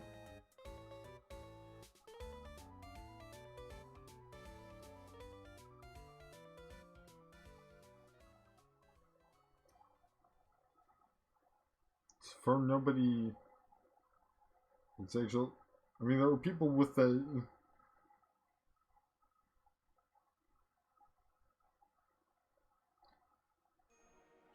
Apparently, there's Frank Sammartino.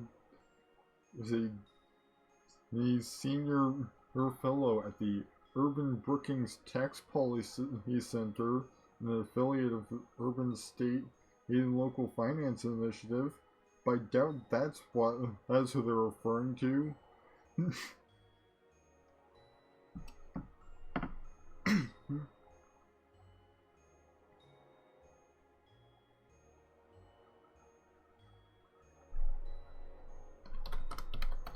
Ask Larry if the handwriting in the manuscript looks anything like the handwriting of his pen pal Frank. Yeah, it looks like it. Larry says, but the guy in the police sketch actually looks more like my dad. How so, you ask?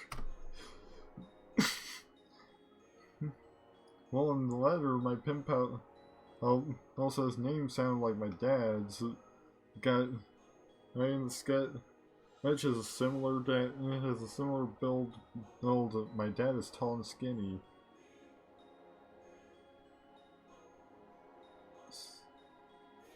Miss, could it be that Frank Salvatore or San Martino is in fact Frank Butts?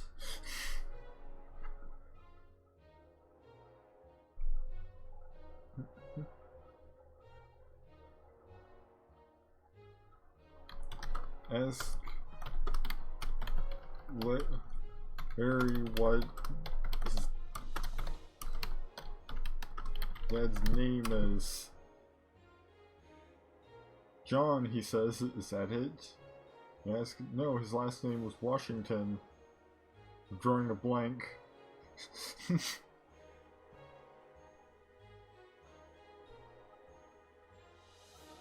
But that name sounds nothing like Frank.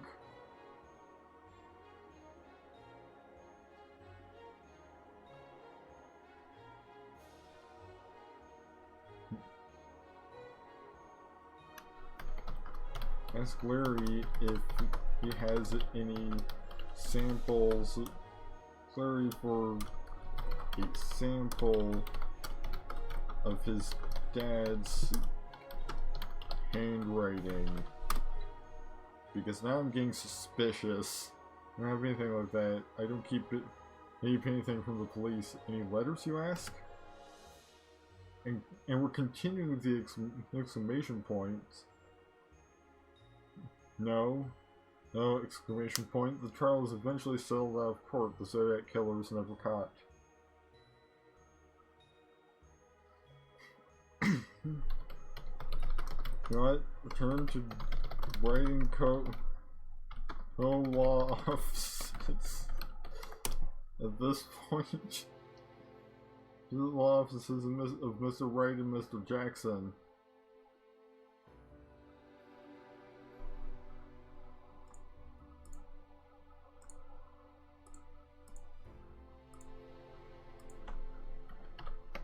No, I'm Phoenix Wright. Remember? Man shakes her hand. And the nods. Of course, Mr. Washington is in his office. Knock on the door and hear a voice calling out, "Come in."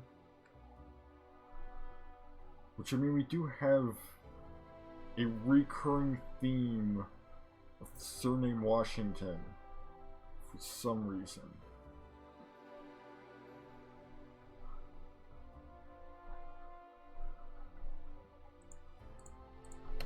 Enter the room, I guess. Mr. Jackson sits at his desk. Mr. Washington stands as you enter, then sits down in the chair across from Mr. Jackson. Yes? As Mr. Jackson asks? I was wondering if I could speak to you for a moment about your son, Mr. Washington says. Of course, Mr. Jackson nods. Mr. Washington shares that his son has taken a job at the docks working around the clock. Worries whether or not his son will be safe. I understand, Mr. Jackson nods again. Exclamation point. Mr. Washington suggests that he speak to his son and get him to promise to stay he's safe. We'll even get him some money to help with the living expenses. I'll do that, Mr. Jackson says. I'll go there this weekend. Mr. Washington nods and shakes Mr. Jackson's hand. Thank you, he says as he stands. I appreciate it. The two men shake hands and Mr. Washington leaves the office. What was that all about? Yeah, the docks are dangerous, Mr. Jackson sighs. I think I should go talk to my son. Whose son are we talking about? Is it Mr. Jackson's or Mr. Washington's? because it's vaguely implied that Mr. Washington's son is Larry. A few moments later, you hear his footsteps heading towards the elevator. There, you sit back in your chair, exhaling shakily.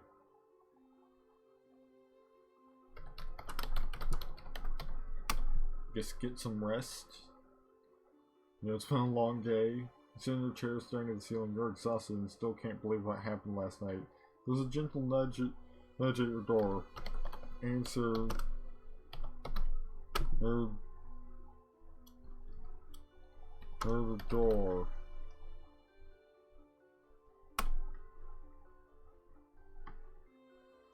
You stand and head to the door.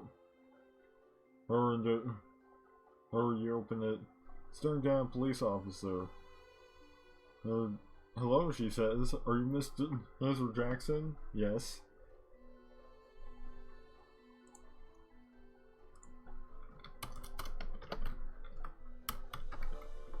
No. In Phoenix Wright.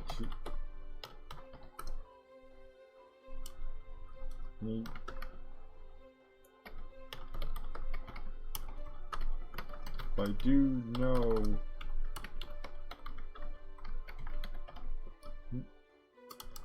Mr. Jackson just left.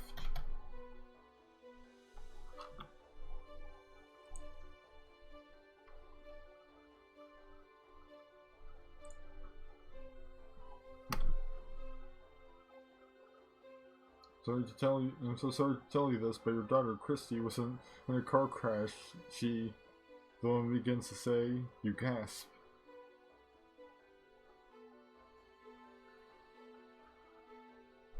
Not Christy Wright, whoever that is.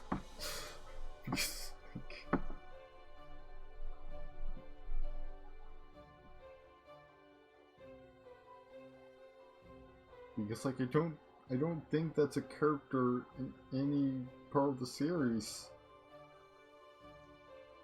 Who's not that I know of.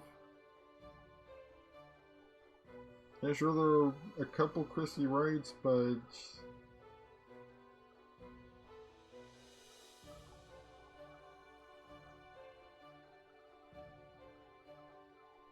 none in Ace Attorney, that's for sure.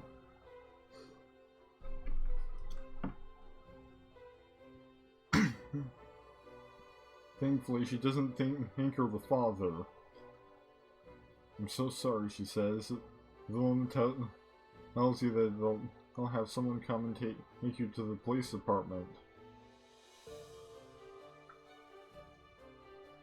Why do I need to go to the police department?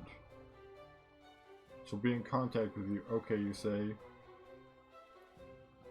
The woman turns to leave and pauses. Is Mr. Jackson a lawyer? Yes, he works with me at this firm. I at least I assume that's the case.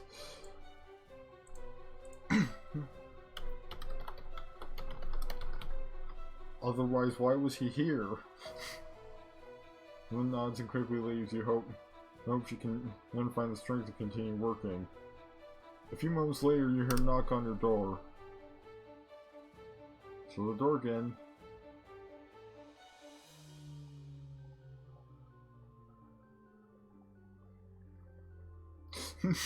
You open the door staring down at the police officer. Are you Mr. Jackson?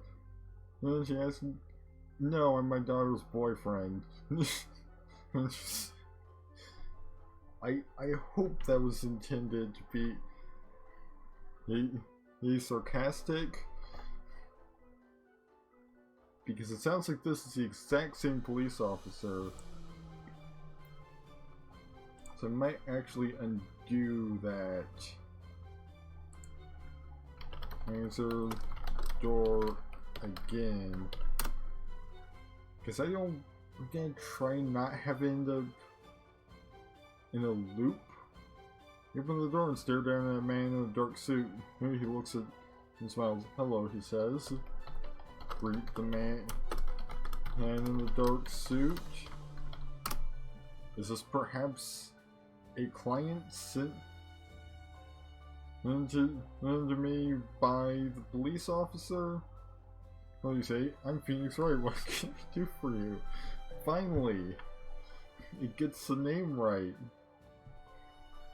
My name is Lucas Bad. I'm a friend of your daughter's. There's an exclamation point. Chrissy was with you? You ask it. Lucas nods. Yes, she was. Were you two on your way to the airport? Exclamation point. Yeah, actually, we were supposed to pick her up at the airport! Exclamation. And something occurs to you. Oh, was she on her way to see you? Lucas smiles. Yeah, as she was playing and spent on the weekend Skyping. He trails off his face darkening. I'm so sorry, he says. So you were in the car with her when the accident happened. You ask. Lucas nods. You think for a moment. Do you remember what happened exactly?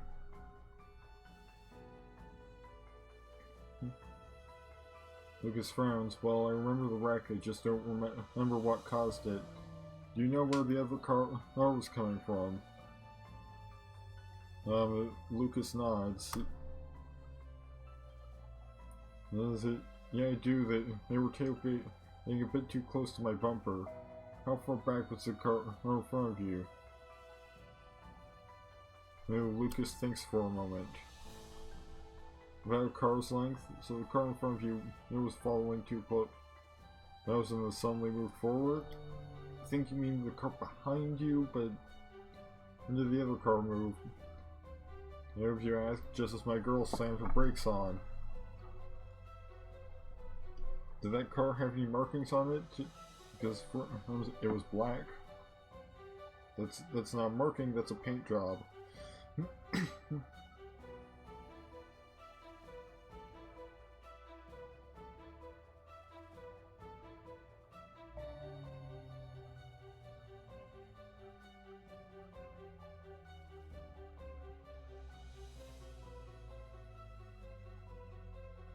Also, apparently, Lucas Bad is a character from a book series called The Bad Brothers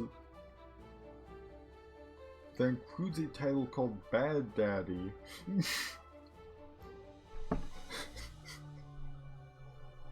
Think for a moment. Were there any signs on the road? No, and there were no witnesses.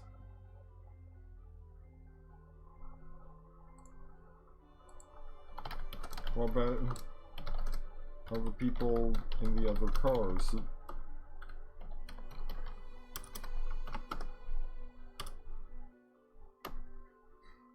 Or was it, did they know anything after the accident?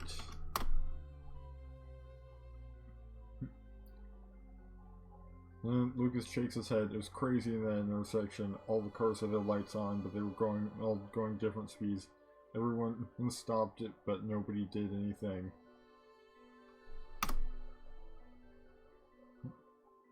Look, I'm sorry for your loss. Suddenly Lucas perks up. Hey, wait, there was someone else there who didn't stop.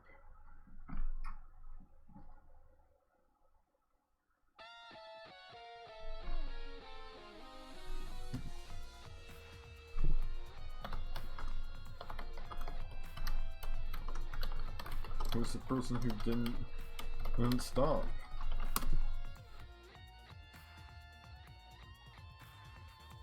Lucas thinks for a moment. A girl, she was in a red car. Thank you, you say. Hey, can I see you again? And then Lucas asks suddenly. Just gonna... So, I think that's a good idea, you say. Why not? It's complicated. Lucas nods. Alright, you part ways, a few days pass, and you're contacted by the police. They inform you that the second car that didn't stop was a red sports car.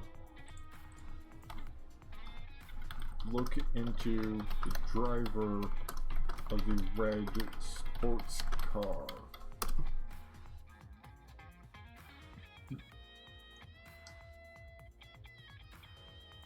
You call the policeman who called you. Yeah, I think I need to find out who was driving that car, you say. Exclamation point.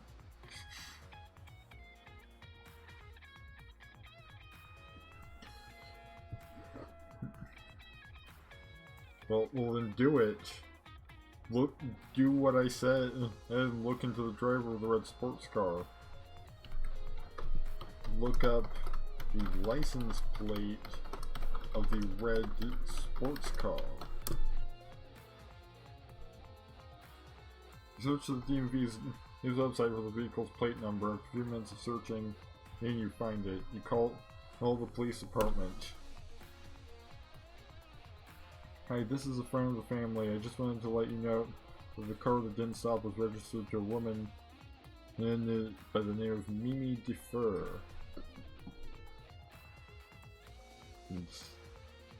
Who is this Mimi Defer? Is she a character from Ace Attorney is she a character from Bad Daddy? Who knows?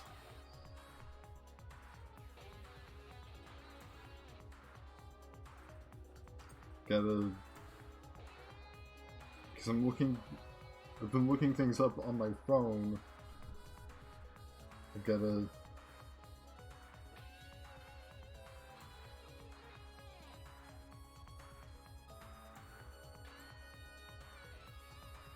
get the right accent mark. Nope, I get the feeling that this is a completely new character.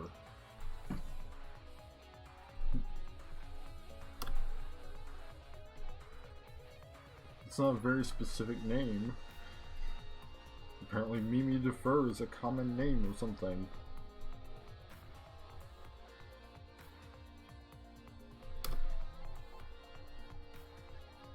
Well, she goes by Mimi Defer. Her real name is actually Mimsy Defior, or I think she's a model.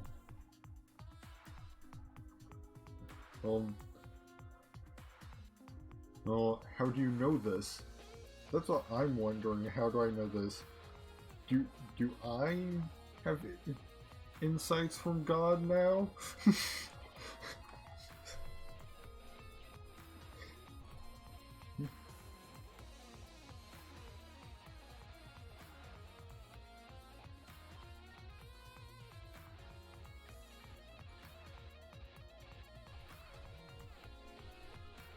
And there's no Mimsy Defior that I can find either, so just detective work, you say. Anyway, thanks again. You hang up the phone. You think about what you just heard. Mimsy Defior. Or you whisper to yourself, who's that? Who's that? Your mother asks, walking into the kitchen. Why is my mother here? I think that's the name of the girl whose life I saved. You say, what's the big deal? You knew her father or something?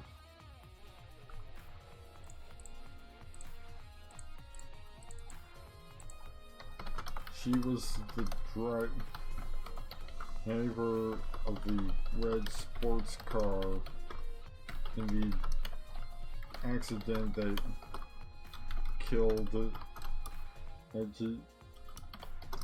accident that killed my daughter. No, your mother shakes her head. So why are you so interested in this woman? And she was the driver of the car that hit the car that killed my daughter. So now we have confirmation that it was a red sports car that hit the other car that killed my daughter. that I apparently have. Oh, your mother knows when you're trying to hide something, so she stares at you until you confess. It's nothing, you say. I said it's nothing. Your mother puts her hands on her hips and frowns. It is something, I can tell. There's really not much to tell. Tell me anyway.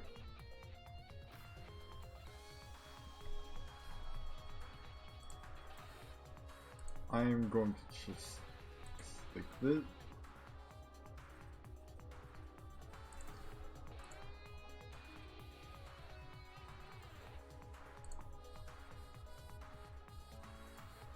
No, I'm gonna just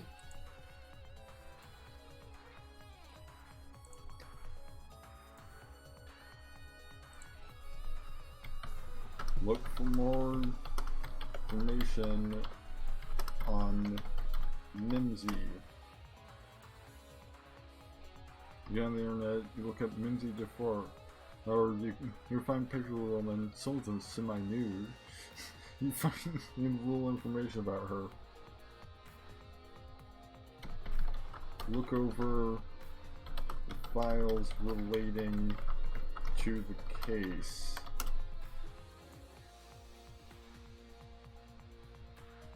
You browse a folder labeled Mimsy. You look through the case files. You come across a picture of Mimsy. She is sunbathing topless in an exotic location. Please tell me this isn't turning horny. I'm too invested in this to have to bail on this because as you made it horny, AI.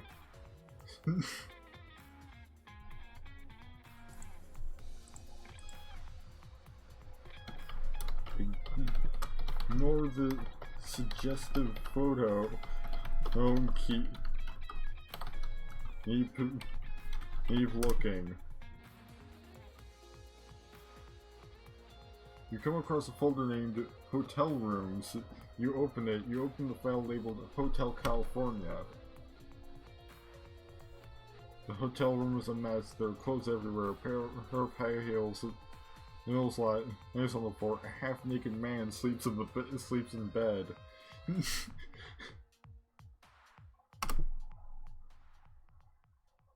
The woman is on her hands and knees scrubbing the floor. She wears a black leather corset with crisscrossing straps and no underwear. Ignore the suggestive photos and look elsewhere. Stop trying to make it horny. Browse through the rest of the folder. You come across another folder called Condoms. You open inside several vanilla envelopes. Ignore the vanilla envelopes. They don't have anything to do with this case.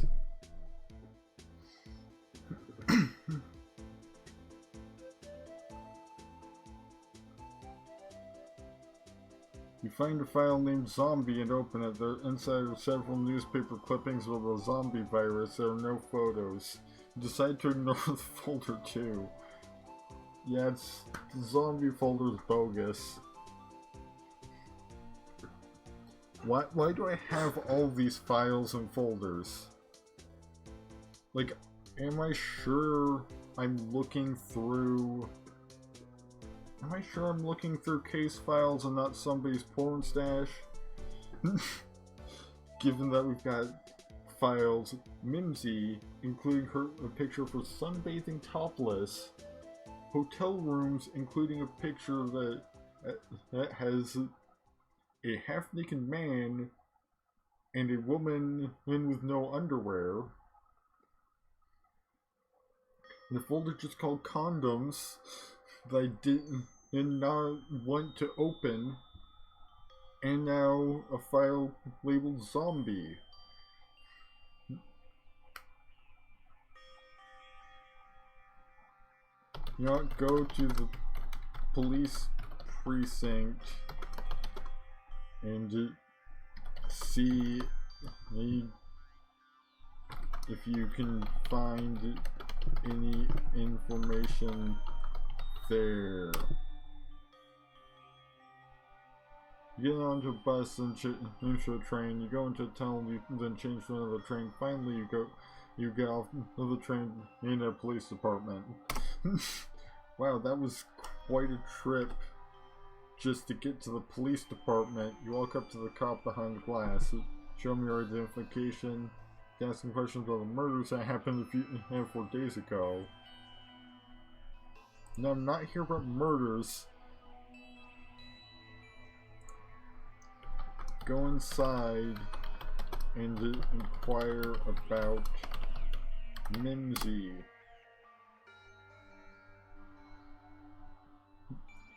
You walk up to the front desk and ask the receptionist if she can then tell you anything about Mimsy. We don't release information regarding active cases, the receptionist says.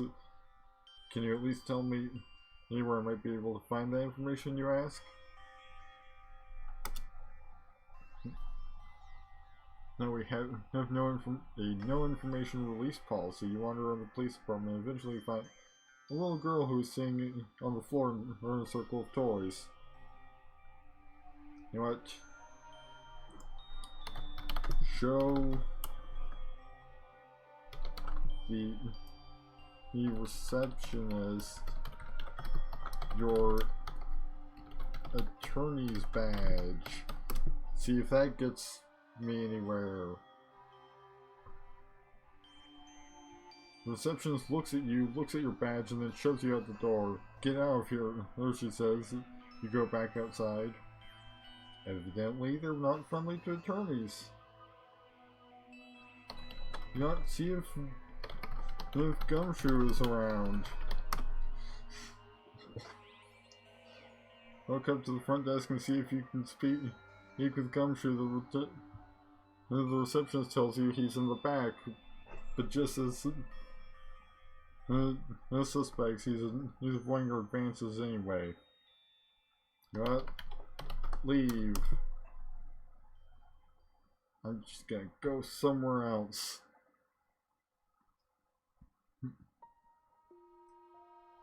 You leave the police department. You say you just wasted your time here and there and decide to head into the hospital to check on Take. Who is that? You get on a bus and change to a train. You go into a tunnel, then change to another train. Finally, you get off the train at a hospital. You head to Take's floor. When you ask a nurse where you can find him, she tells you he's in room 325. You walk over to the room and open the door. Take is sleeping. You wake up Take and tell him an ambulance is needed at the hospital. He gets out of sleep and says he'll be right there.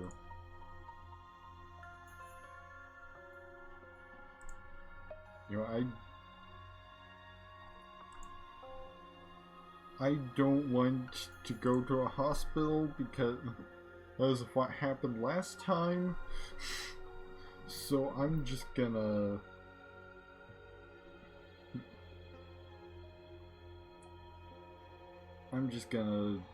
maybe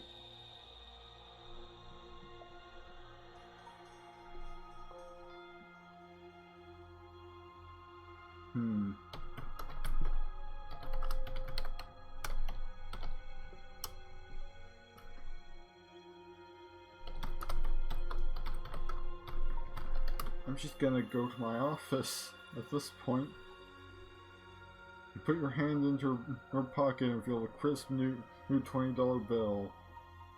You smile warmly to yourself, glad you decided to buy yourself something nice with that money.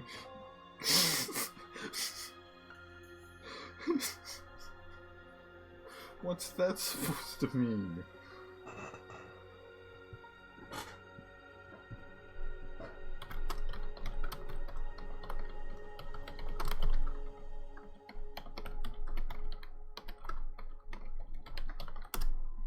You know what? Go back to Raincoat Law offices. You walk into your new office, still not quite sure how you feel about it.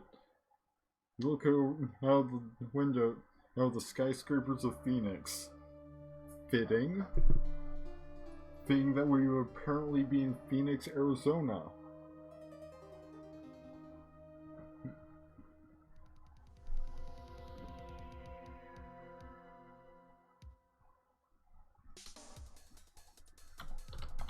Check the case records.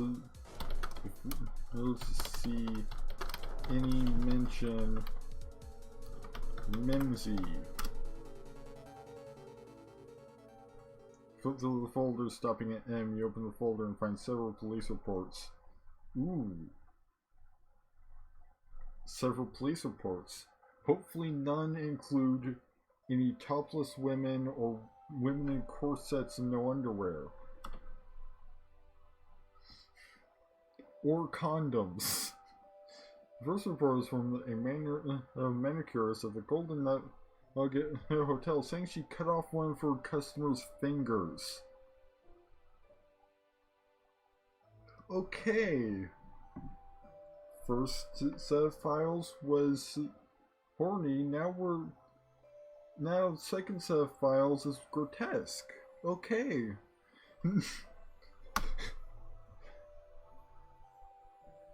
The second was from the desk clerk at the same hotel saying a man broke all of his windows. Flipped through a few more, then stopped one day just a few days ago. A woman had come into the police department and said her husband was killing everyone in the apartment.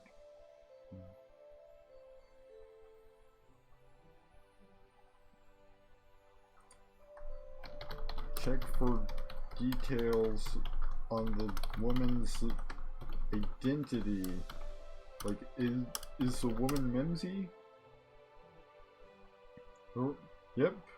The report says the woman's name is Mimsy, and she's a taxidermist.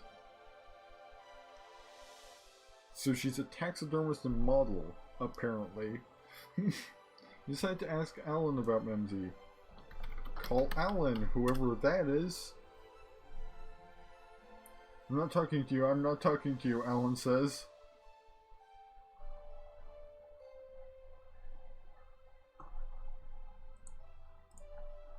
Is something wrong? Alan? Alan says, my sister's in town, and I don't want her getting the wrong idea. What does she think about you and me, you ask?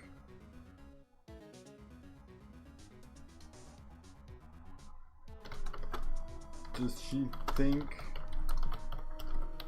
you're in legal trouble? I don't think so, Alan says. Then getting a call from an attorney, he shouldn't be a problem.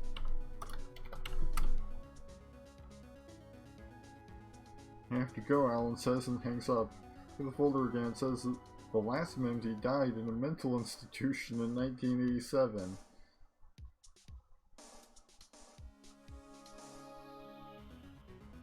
Which Mimsy are we referring to?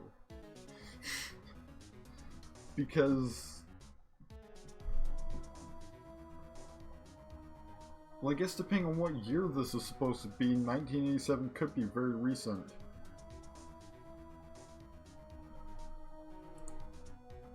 Okay, so it sounds like maybe that's a taxidermist. So, I'd say... Mimsy the taxidermist is probably a dead lead. But wait, since it says in 1987, that makes it sound like it was a while back. And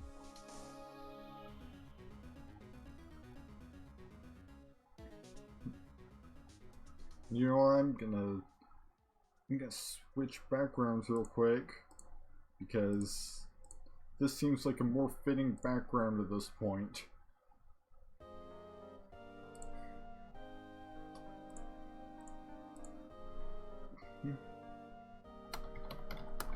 check for any files relating to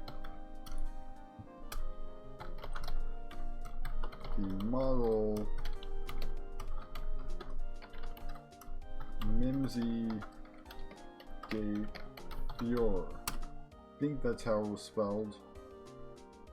Look through a few files and find one folder called Mimsy. It seems to be a group of photographs. Please don't tell me they're horny. The third photo shows a bird in a cage.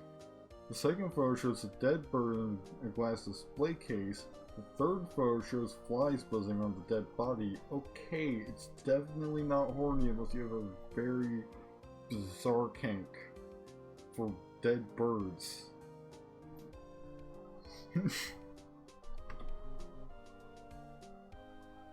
Fourth photo shows a cage missing a door. The fifth photo shows a ladder in the upper right corner of the picture. The sixth photo shows a sign on the display case that says Mimsy. The final photo shows a small model ship inside the display case.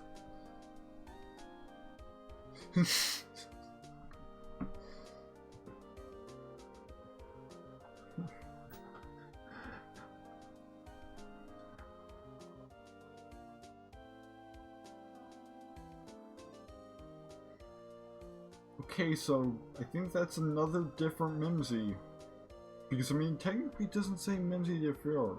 It just says Mimsy. So I'm thinking we found Squatch.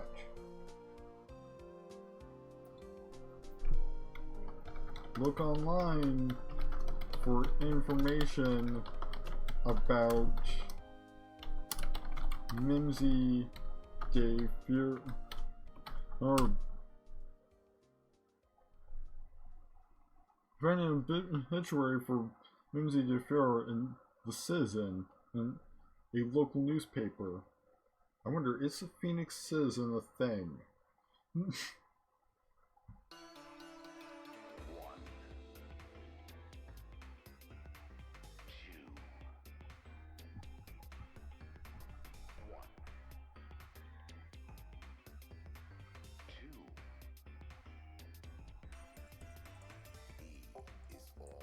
See.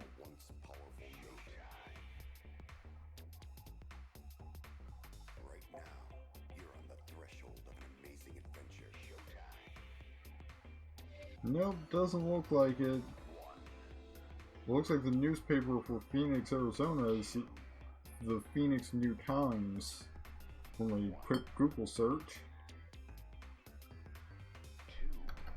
Read the obituary. Mimsy de Fior in a light plane crash yesterday. She was 28. The cause of death is unknown. I think the cause of death is known when you just said she died in a light plane crash. Like, unless you're wanting specifics on her injuries or something.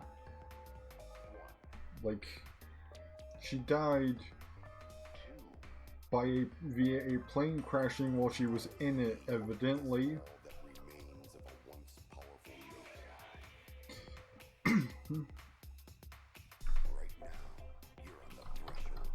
Check if the obituary mentions her profession. Because if it doesn't say she's a model, find a page with the obituary. But it does not mention her profession. So who knows if this is the correct Mimsy. You decide to go see the Citizen building again, never mind the fact that I've never been there. You head over to the newspaper building. As you walk in the front door, you notice that the Citizen has extended hours now. You see a new sub-headline. Murder mystery. City Hall suspect. You stroll over to the new paper dispenser and take out a paper. You flip through it, stopping at the new story. I like that the cyberpunk has given me better mysteries like more coherent, arguably more coherent mysteries than the mystery one did. Like it has managed to evolve into arguably what mystery should have been, instead of just constantly trying to force me into a hospital situation, with some of them ending up being horny.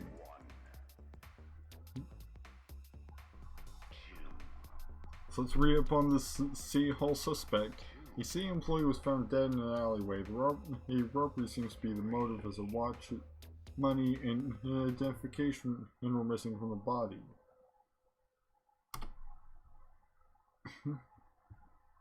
Police are investigating the crime. Said find out why the new sub-headline was added now. Head outside and walk over to the Citizen.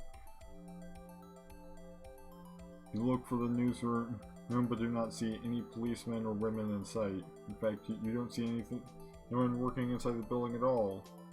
You know what? Go to the detention center and see if any suspects have been arrested in the City Hall murder case.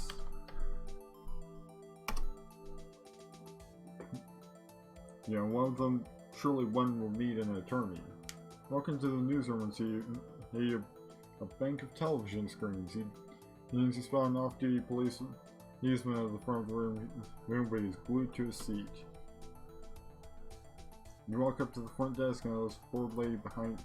Has anyone been arrested in the City Hall case? She types in something into the keyboard of her computer. Nothing yet, she says early on. We received several tips after the story aired, but nothing panned out. Wait. Well then, that... Gonna return to my office. Return to your office and wait. Soon, Alan arrives, looking worried. He enters his office and closes the door. 20 minutes later, you hear... Is he perhaps named... Alan Jackson? 10 minutes later, you hear muffled yelling followed by a loud crash. Investigate the loud crash. That sounds important. You push the door open and see Alan on the floor, clutching his broken wrist. You prick, he screams. I'm going to ram it up your butt. What? What did I just walk in on? You grab him by his good arm and half carry, half drag him to the elevator. You trip the elevator and run down on 23 flights of stairs. As you run down the stairs, you hear Alan mutter, "Stupid, stupid, stupid." You run out into the lobby and hail a cab. Timing.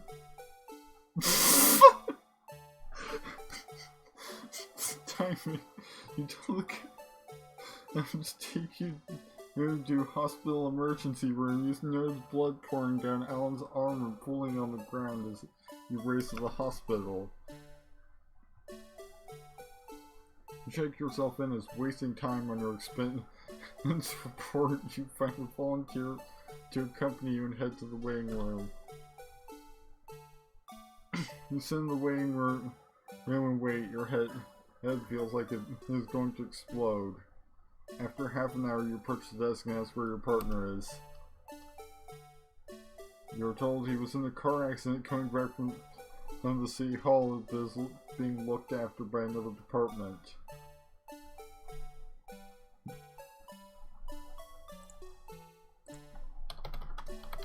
When was he at City Hall?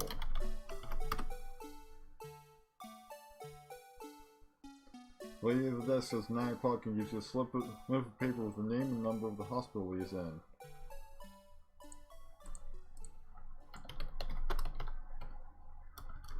Check the time of the City Hall murder in the newspaper. Turns to the date section where you find the City Hall explosion happened at 8:30 in the evening. The partner was in a car accident over an hour ago. Hold on. For one thing, City Hall explosion is very different from City Hall murder. Yeah, I'm just gonna... For consistency's sake, I'm just gonna change it to City Hall murder. Happened at 8:30 in the evening. Your partner was in the car accident over an hour ago.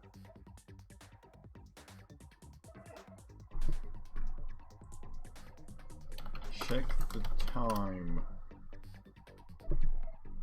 It is now after midnight. You pace back and forth in the tiny waiting room trying to keep yourself awake. At 12:30, see a nurse come out of Alan's room.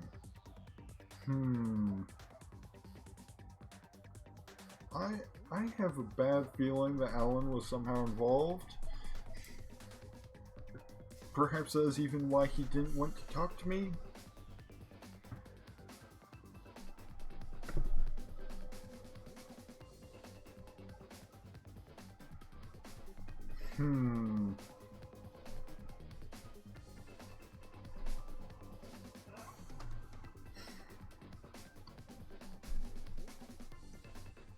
Now, your partner was in a car accident over an hour ago. You checked the time. It's now after midnight.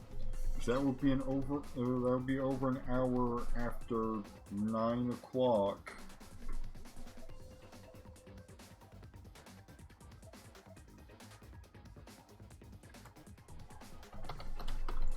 Check the date of the City Hall murder. Just to make sure. It's not telling me, but given how recent it is, I imagine it might be today.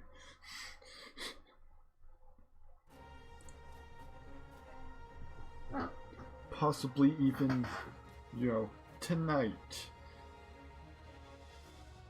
Only like 4.5 hours ago. Well, 4 hours now, since it's 12:30.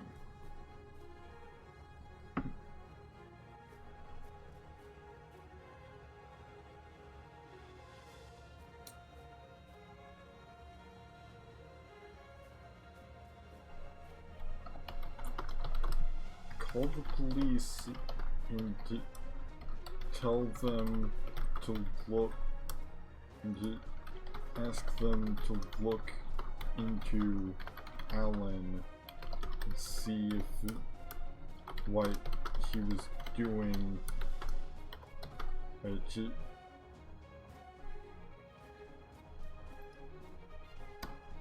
8:30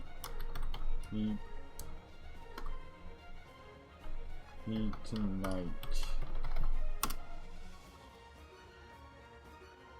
Those drugs, I don't know, he was in a car accident. I'm not talking to you, nurse. Walk over to the information desk where 2 uniformed policemen are talking to a woman with a blood-stained bandage on her forehead. She's clearly a nurse. Excuse me. Okay, what happened here?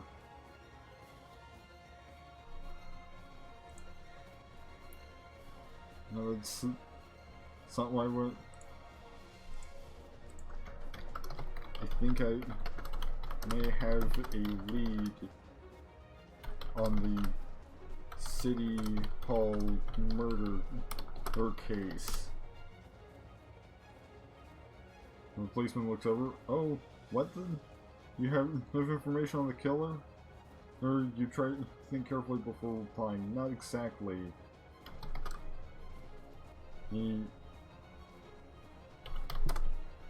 But my business partner, or Alan, was at City Hall around the time of a murder and has been acting very strange. Connection to the incidental crime? The two policemen glance at each other and briefly discuss the matter before one turns to, alright, Mr. Wait. My name is Phoenix Wright. Because remember, I'm still Phoenix Wright this entire time. And just exclamation points me. Policeman Policeman looks over some notes. Phoenix Wright, Alan Barnwell. Well, accident on 23rd Masson seems to have been caused by a woman walking her dog.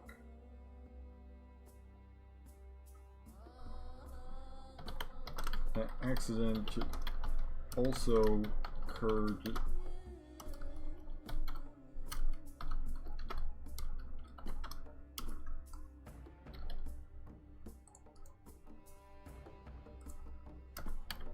a half hour after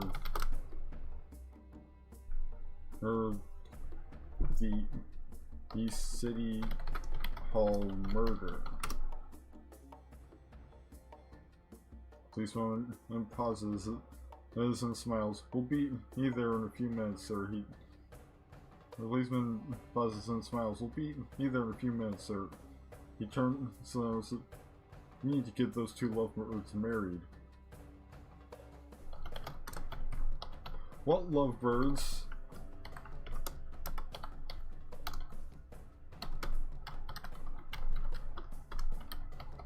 We're business partners. There's nothing more.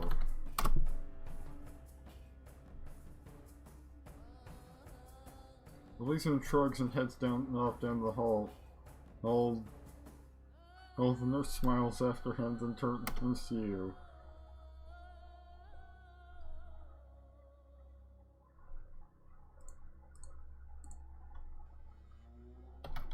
Follow the policeman.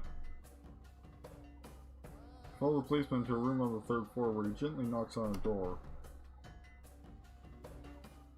He opens to reveal a young woman with a bandage across her forehead. She's wearing a wedding dress. "Oh, David," she says. "I don't know what you've done coming here like this." The policeman interrupts. "Elizabeth, you recognize this man?" I think she might be referring to you, my dude.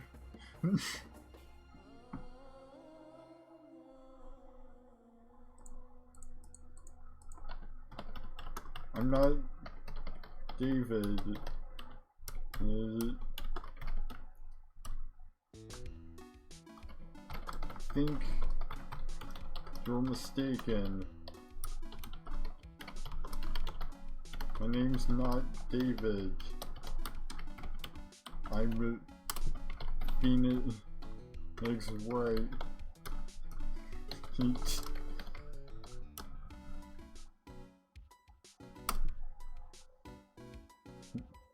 blinks and then smiles. "Of course you are. This is my brother's child, you see. He was adopted by a family called the Wrights."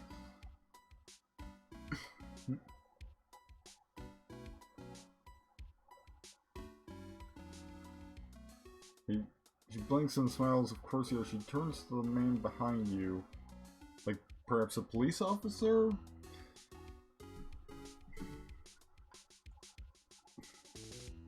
Well, it's after 2 AM, so I believe saves. Oh no, I think it just 8-7. Nope.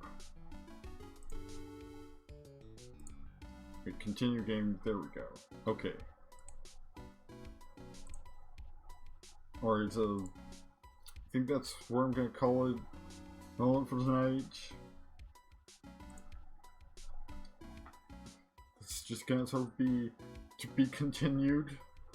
whenever I stream AI Attention next. Next stream in general will be on Thursday with the Age of Wonders, and next stream of AI Dungeon will be whenever. Sometime on a Tuesday, most likely. Either on a Tuesday or on a night when when the main thing that I'm planning on streaming that day doesn't go on for long enough. I have to fill the whole stream. So I'm gonna find somebody that's live with the AI Dungeon to host.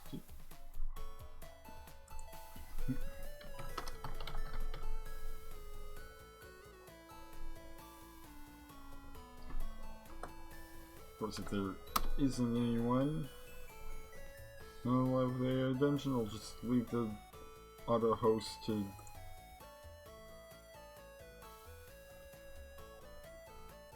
Yeah, it looks like there isn't anyone else live with the AI Dungeon.